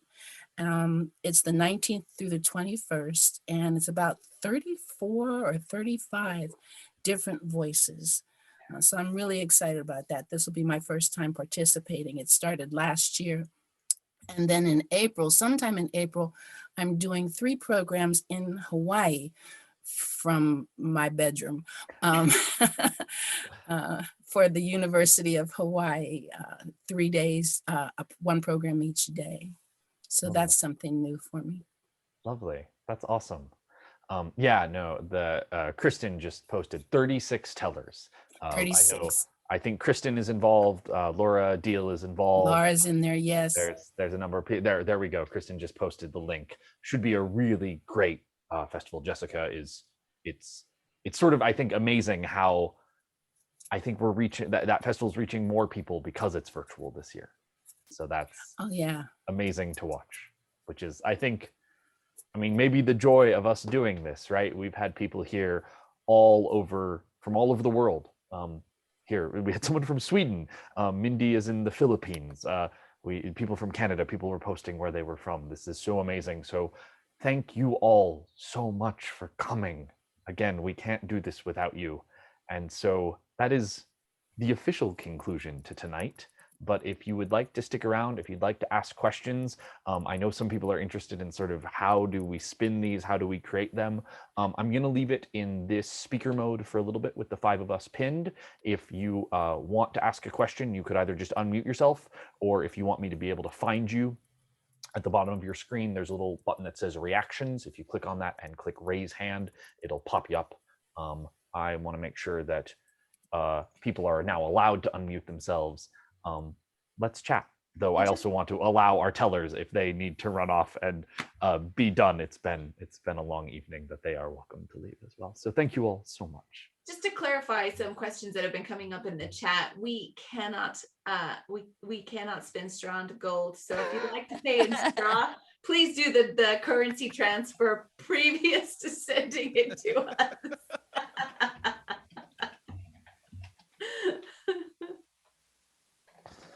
Oh, does Also, anybody? correction for Cooper. Uh-huh. Mindy is from Singapore, not the Philippines. Singapore. I'm so sorry. I'm so sorry. Thank you so much for the correction. I'm so sorry. That was so fun. Come on. I mean, we could go Yes. back to Megan and Lynn singing if there are no questions. Like that's Hey, available. we're the monkeys. I love how overall through the night, as it will, we hit every classical, deep, twisty, variant and version, and all woven in individual fabrics. So the Hansel and Gretel night, no one talked about the duck. And in this night, no one talked about the woodsman or the whatever. Like the woodsman never Right. No. Who's sleeping? Maybe Lynn, like Lynn's Rumpelstiltskin is overheard, so maybe there's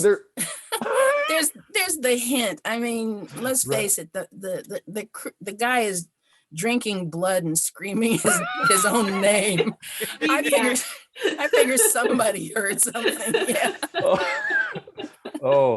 So Tracy asks to Megan, was it hard to do the traditional version while everyone else could go wild? Oh, no, it's a Rorschach. I mean, really, Rumpelstiltskin is a Rorschach. There's no easy answer to those mysteries. No matter whether you try to stay close to the bones, still there are these deep holes you fall into that you have to ask and answer. Why? Why does he want a baby? And you have to ask, why does she say yes to marrying him? How does that go? And so yeah, that's what I would say. I mean, it's really a Rorschach. It's a great way to say it. Yeah. Angela, I see your hands up, but I also see that you have a question here in the chat. You're welcome to unmute yourself. But the answer to your question is, once we're done here, I will upload. I have to wait for the video to process, and then I will upload it as an unlisted YouTube link, which means it's not searchable on YouTube. And I will send the link to that video to everybody that registered for this event. So that is, yes, it will be watchable again. If you have more questions, you're welcome to lower your hand and ask them, or looks like Paul has his hand up there. Oh, another wonderful night. Thank you. And I'm growing your following. It started with just me, and now I have 4 other people here with me. Thank you. You guys are amazing. That's so great. Thank you. Hailing from Buffalo, New York. Oh, nice. Hey. Oh, we have a special request. Please. We have 3 people here. We're celebrating our March birthdays. So as we're eating our ice cream cake, you may sing happy birthday to 3 of us. Oh, we may? We may. Wow. You're tired of us singing the monkeys? I think the next thing he's going to ask for is a baby. Elevated price of it. Should we lead, Megan? We're going to lead. Okay, everybody? We want Paul to sing in the voice of his birthday to you. Happy birthday to you. Happy birthday. Happy birthday to. Insert your names here. Somebody's. Happy birthday to you. Oh. Thank you. Derek asked about the woodsman. The woodsman is somebody who also likes that young woman, and he's making his way through the woods, and he hears Rumpelstiltskin singing a song, kind of like Paul's, but probably much worse. And he hears the name being sung and he takes that information back. And that's how she finds out what the name of that little fella is. Yeah. And that one of those, when I was working with this story early on in my my early development of this story was one that I'm always interested who the king is in these stories, whether it's Cinderella or Rumpelstiltskin. The kings are two-dimensional at best. These sort of amorphous king characters. And it's where I latched on and I said, okay, who's the king? And I very quickly said, what if the king and the huntsman are the same character? What if that role of the huntsman is taken by the king? And so that moment of meeting Rumpelstiltskin in the moonlight, that is the huntsman character. Usually it just was a much bigger meeting in my version of it, but that it seemed that those characters could effectively be the same character.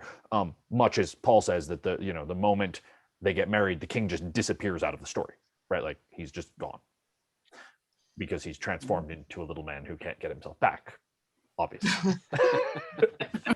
Oh my God, Paul, too funny. That was hilarious. That was hilarious.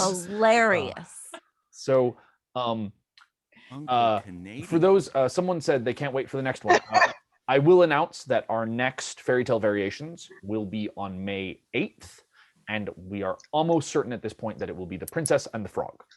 I can't yet tell you who all is involved with it because I'm waiting to make sure a couple of the people are left, but it will be The Princess and the Frog, and that will be on May 8th. Adrian, I see a hand up there. Hello. So I just wanted to say thank you all for all these wonderful retellings. I have a question for Megan. Well, maybe a question for everyone, but especially, I was really struck by your characterization of Rumpelstiltskin. That bumble and bumble. I mean, I could see the character, like I could immediately see that little fellow. So yes, exactly. So I wanted to ask if you had, how did you come up with this acting? How, or did you have a particular inspiration on how to convey this little character?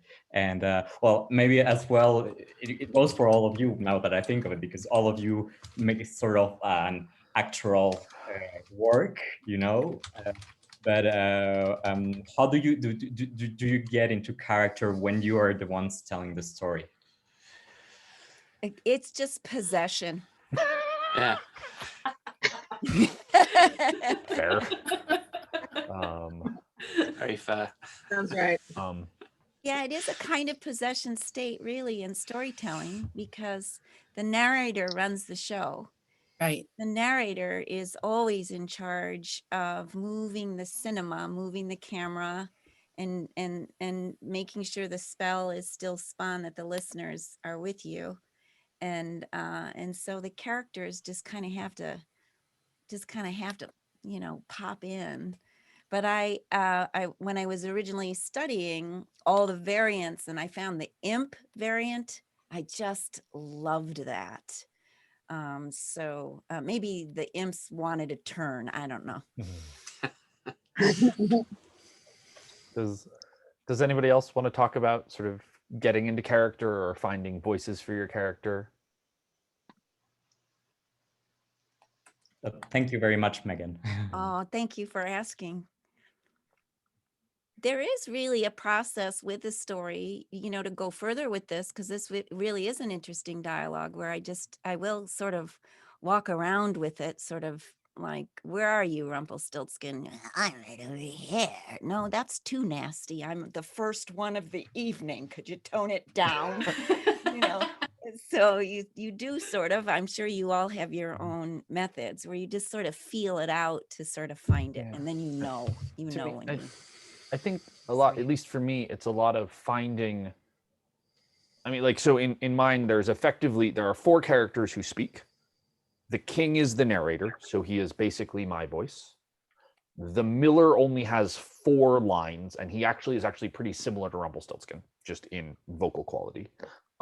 The Queen, or the Miller's daughter, is higher pitched than my normal voice because I'm not female bodied.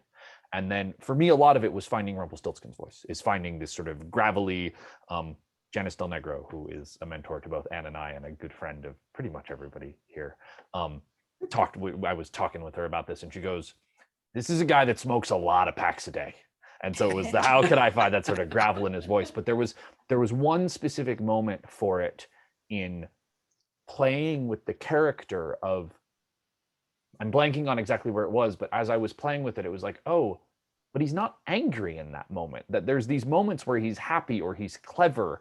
And so it's, how do you get into this gravel and how do you get into this other voice, which is often an angry character, but also there are moments that that character has joy and levity. So living in it and playing with it, and I wander around my living room and scare the cats, is how I do a lot of my rehearsal. But you know, playing with the voices and finding it. I walk around Covington, Kentucky, where I live, and talk to myself out loud, and no one notices. These days, they probably think you're on a phone, though, Paul. Oh, they don't think I'm on a phone. They just think I'm like everyone else in Covington, Kentucky. And actually, if you come to the city, all you need is one of those cell phone things, and no one will know the difference. You walk around the street talking to yourself.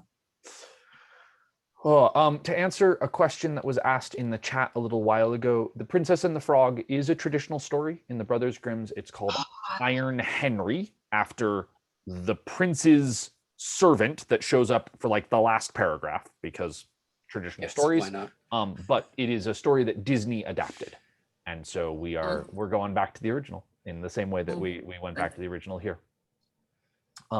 Other questions? There was another hand up. I think I just saw George. I saw that, George. Or Barb. Yes. I was wondering if any of you gained your talent by making a trade with Little Rump and Van.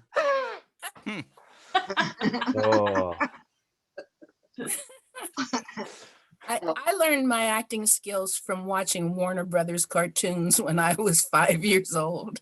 Yeah. So, and copying the voices and mimicking the behaviors and annoying people as best I possibly could. So no, I didn't have to make any deal with any little person. I was the rotten little person myself.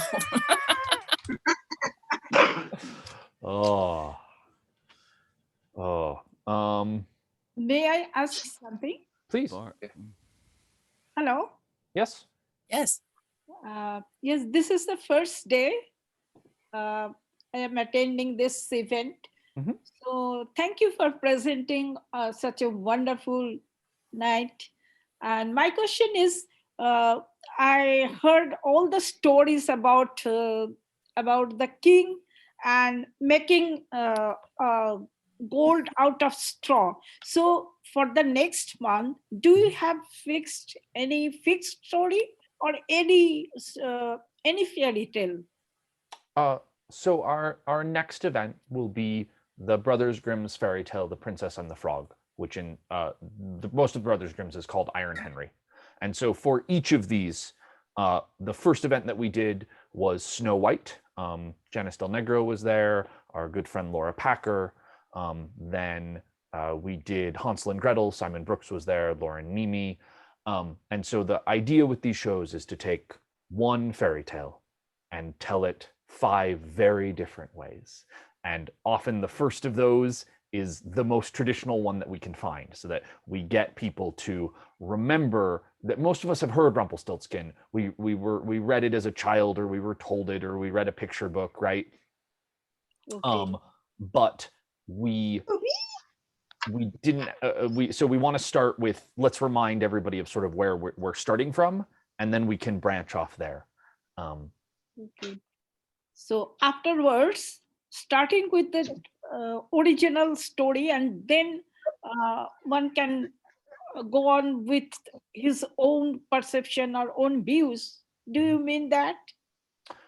Yeah, so in this case, Megan told a pretty. There's an imp version, and someone in the chat asked Megan. It would be interesting to hear. I've read that version somewhere back in the day of the imp as opposed to the dwarf and what that difference is. But starting with the sort of fairy tale as it was collected, usually in the 1800s, and then what does it look like for Paul to view it for the lens of his Uncle False, who is a character he plays with a lot, and what, you know, the Jack character is a common character, and Anne spun the story in that way. Simon, thank you. Thank you. Tom Tit Tot, Simon. TOMTITTOT. Sorry, my bad. You're English, don't you know this? Just like automatically. It's part of your heritage. Yeah, that's what happens after I've had a Guinness. I think Barb had a question, right? Yeah, Barb has had her hand up for a while. I think you put her hand down. You're welcome to ask it if you'd like. Yeah, I keep thinking of questions to ask and then you answer them. So I was wondering where you, Megan, where you got the imps from, because I heard that so many years ago and I thought it was related to the German story I heard, but I'm not sure. And that was the story that I knew. It's the English version, Tom Tit Tot. Tom Tit Tot. Okay, thank Yes. you. Loved it. Just a rabbit hole. Just start looking. Just a rabbit hole. And that's, I mean, oftentimes with any of these stories, I assume most of us do this, or Anne and I both do this, because I work with Anne a great deal, where if I'm going to tell Rumpelstiltskin, I try and go find as many versions of a story that's similar. There's the Arne Thompson folktale and fairy tale classifications, and this is the name of the helper is that classification. And so there are these stories that are all similar. It's not necessarily spinning straw into gold. It's usually an impossible task, and some demon or dwarf or fairy character solves the problem and then asks for something, and the name must be told. And so you go and you read as many of them as you can, and sometimes one latches onto you and you tell that one, or there are little bits of another story that you weave in because it makes it fun for us, and sometimes people catch the little threads as you tell it and they go, oh, I know where that came from. And that's always fun. Well, Cooper and guys, this is Marie, and I'd like to ask Lynn, speaking about little bits of other stories that get woven into. Lynn, how did you come up with ending and how did that was genius. Story? It was just. Oh, thank you. My brain just works in weird ways. That in the first paragraph, let's see if I can remember it. You have a line from Othello, thereby hangs the tale. And then you get into other aspects of other stories. But I've always loved fairy tales, and I've always had storytelling as a part of my life. And I think that puts me at an advantage. I love twisting the stories. I try to make sure people can still see the root story or some variant of the root story. But then I like to take it wherever my mind is willing to go. And so I play that way a lot. It used to be when I was on a plane, I would start twisting a tale at the beginning of the flight. And by the time we landed, I usually had most of it in my mind, or at least a basic outline. Nice. No planes now, so I don't know. Can I just hop in? Yeah, please. Kristen asked me really quick, because we were talking on the phone when this happened. I was trying to think of a second set of names.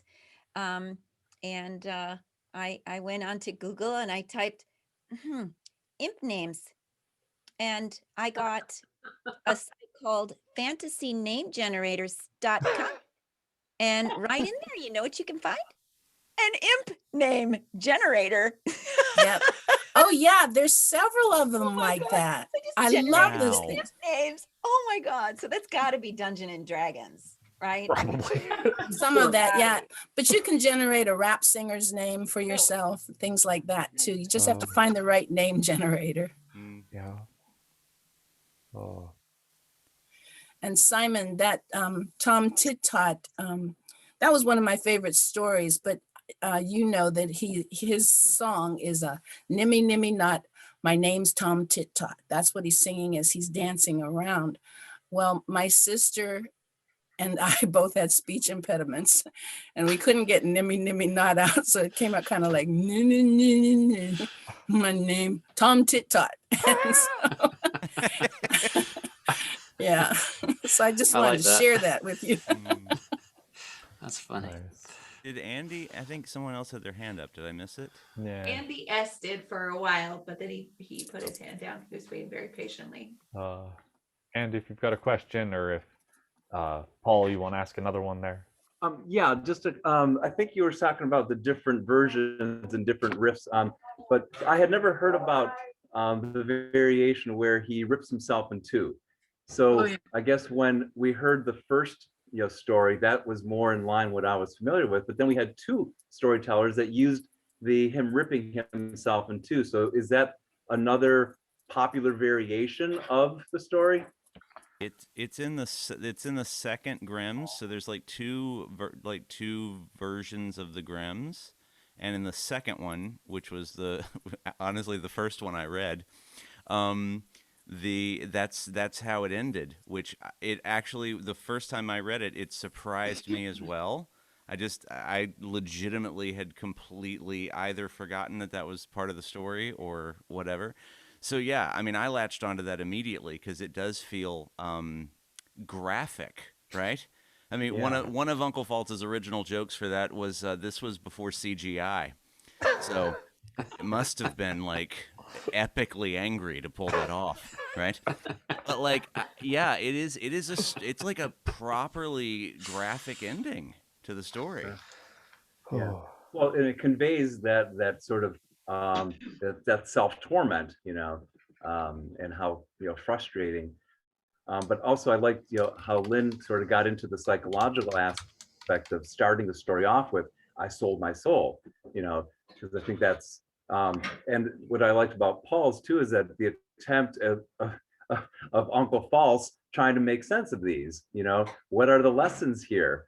Because I think there's such rich meanings in fairy tales, and that this is how we communicate a cultural wisdom throughout the ages.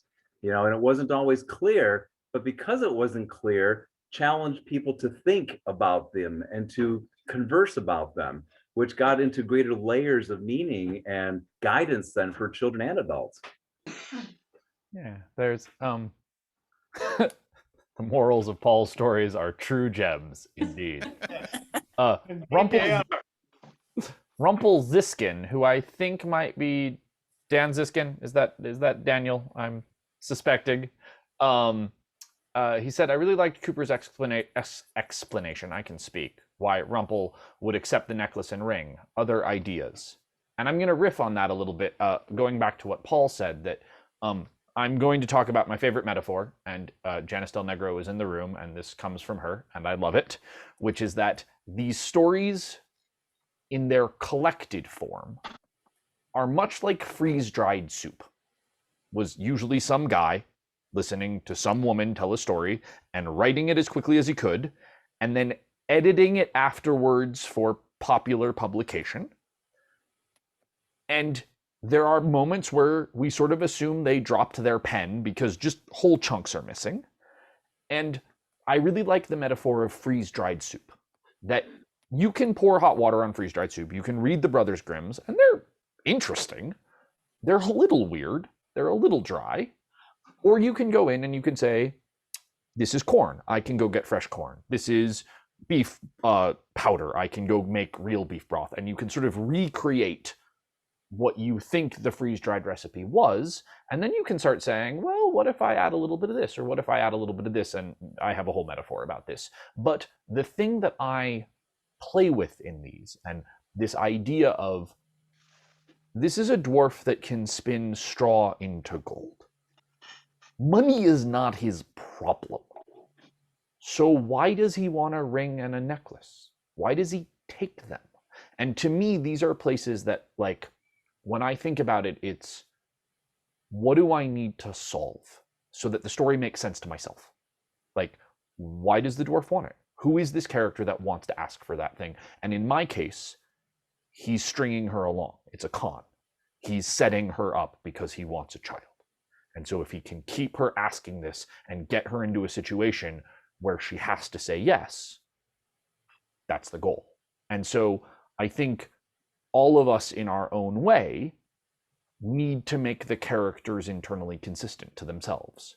And whether or not that's an imp who's pissed off that his woods have been cut down and his kingdom's been taken over, or it's a man that sold to the devil, or whatever it is, to make that character make sense within ourselves, or it's Uncle False trying to make sense of this senseless story, right? Like, we're all trying to make it so you don't halfway through the story be like, why would that character ever do that? Because the last thing you sort of want is for your audience to come out of the story in that way to say, and start, you know, the internal consistency begins to fall apart. Bad things happen. May I know the name of this organization? Under which organization this is going on, this event is going on? How to get information, more information, because I don't know anything about this.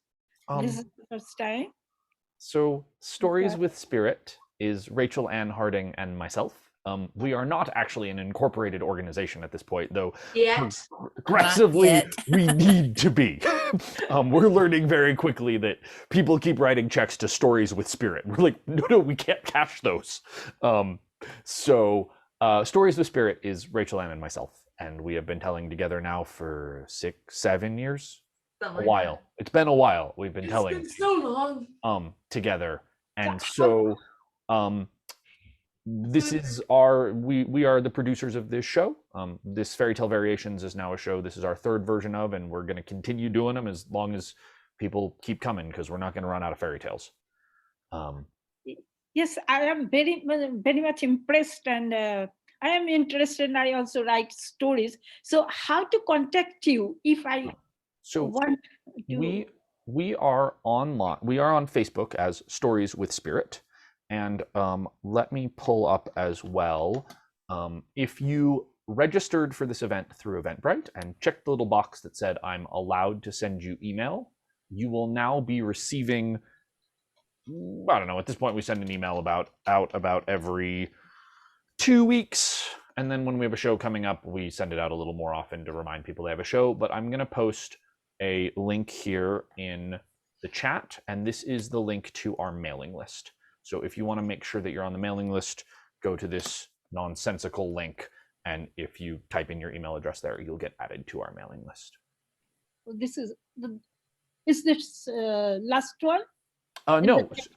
So we'll be doing another, Anne and I will be performing as Stories with Spirit on April 2nd, and then we'll be doing another Fairy Tale Variations on May the 8th. I have a question. Please. So I'm seeing all you guys with these different backdrops going. When you practice your stories, I'm guessing you don't live in condos, townhouses, or any attached buildings with neighbors who can hear you. Is that true? My neighbors are Andy and Seal Longmont. You can see their couch right there. They're right above me. And they're lovely because they're like, we'll stop, we'll walk softly after 6. I'm more concerned about hearing someone go, bobbing after bobbing after bobbing after bobbing after bobbing, or going, my name is, and going, oh my God, they're going to call the police. What I always say to my friend Janice Del Negro, I say storytelling is a particular form of madness. Yeah, I get some strange looks in the stairwell occasionally. Okay. All right. I live in a townhouse. The older woman that lives next door has never commented. I'm not on the wall that we share with them. So I mean, her dogs make a lot of noise. So if anything, we've traded the very small pussycat. the very small barking dogs for the guy walking in circles saying the same story over and over. Good night, Adrian. Thank you for coming. Yeah, thank you so much, Adrian. Good night. Thank you, everyone, so very much. I thoroughly enjoyed it. I'm so Thank you, glad Barb. I Nice came. to see Thank you. you. Awesome Thank job. you. Thank you. Incredible. I hope to see some more. Take care. There'll be more. Yes, thank you all. I have a question. Does Okay. everybody rehearse out loud? Yes. Yeah. I'm not sure how I could not. Yeah. I need to hear what's coming out of my mouth. It's different than what might be in my imagination. And I have to make sure that what I'm envisioning as the story to give to others makes sense, for one thing, but also has those highs and lows and all the tonal qualities and the voices, if necessary, that might make it a gift to someone else, not just a gift to my brain. So I think we all talk to ourselves probably a lot. I'll go again. To me, I mull a story and I'll work out sort of arcs and, oh, that would be interesting. But when I'm getting the words, I have to do it out loud. And often I sort of took a switch maybe half a year ago and started writing stories and then learning them off the page as opposed to just working them out verbally and then writing them down. And one of my big things is working out phrasing, that I have to hear the phrasing to see if it works. Like the second to last line of my story uses the word long twice. That it's how long does it take for a dwarf's beard to grow long again? And I had to play with that line a couple of times to figure out if I liked the double use of the word or it felt repetitive.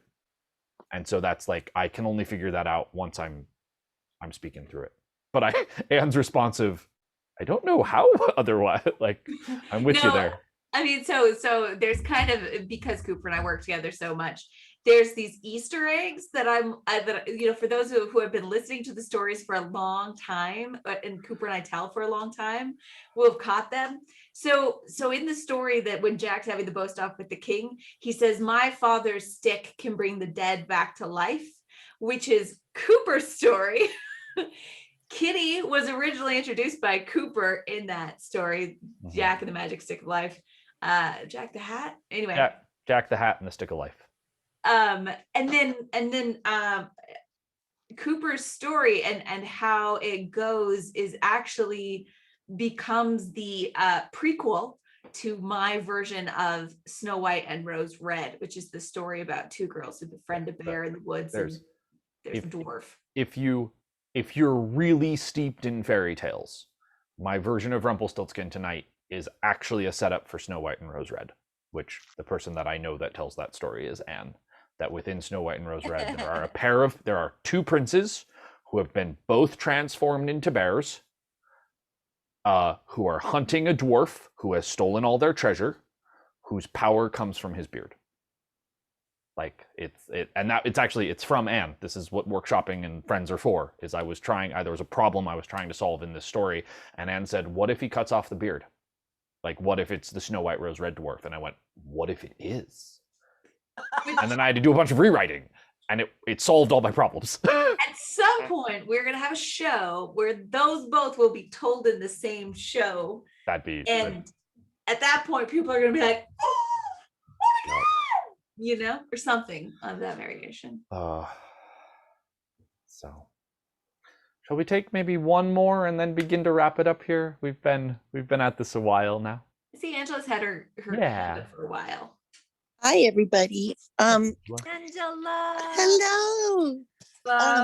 I went to the Eventbrite site to give some money, and it said the sales are closed. So is there another way, and can you put that address in PayPal? Yeah, so can you put it in the chat? Or I can. So you should have also just received an email with all of this information, but I will also put it right here in the chat. So in the chat here is, if you just want to go to PayPal, this is the email address to use in PayPal. If you click on the address below that will take you to PayPal Me, which is a direct thing. That's the email address to use for Zelle and the email address and the name to use for Venmo. So very fancy. Thank you so much. You're welcome. Thank you so much. That was lovely. And I look forward to listening again. This was fantastic. Thank you.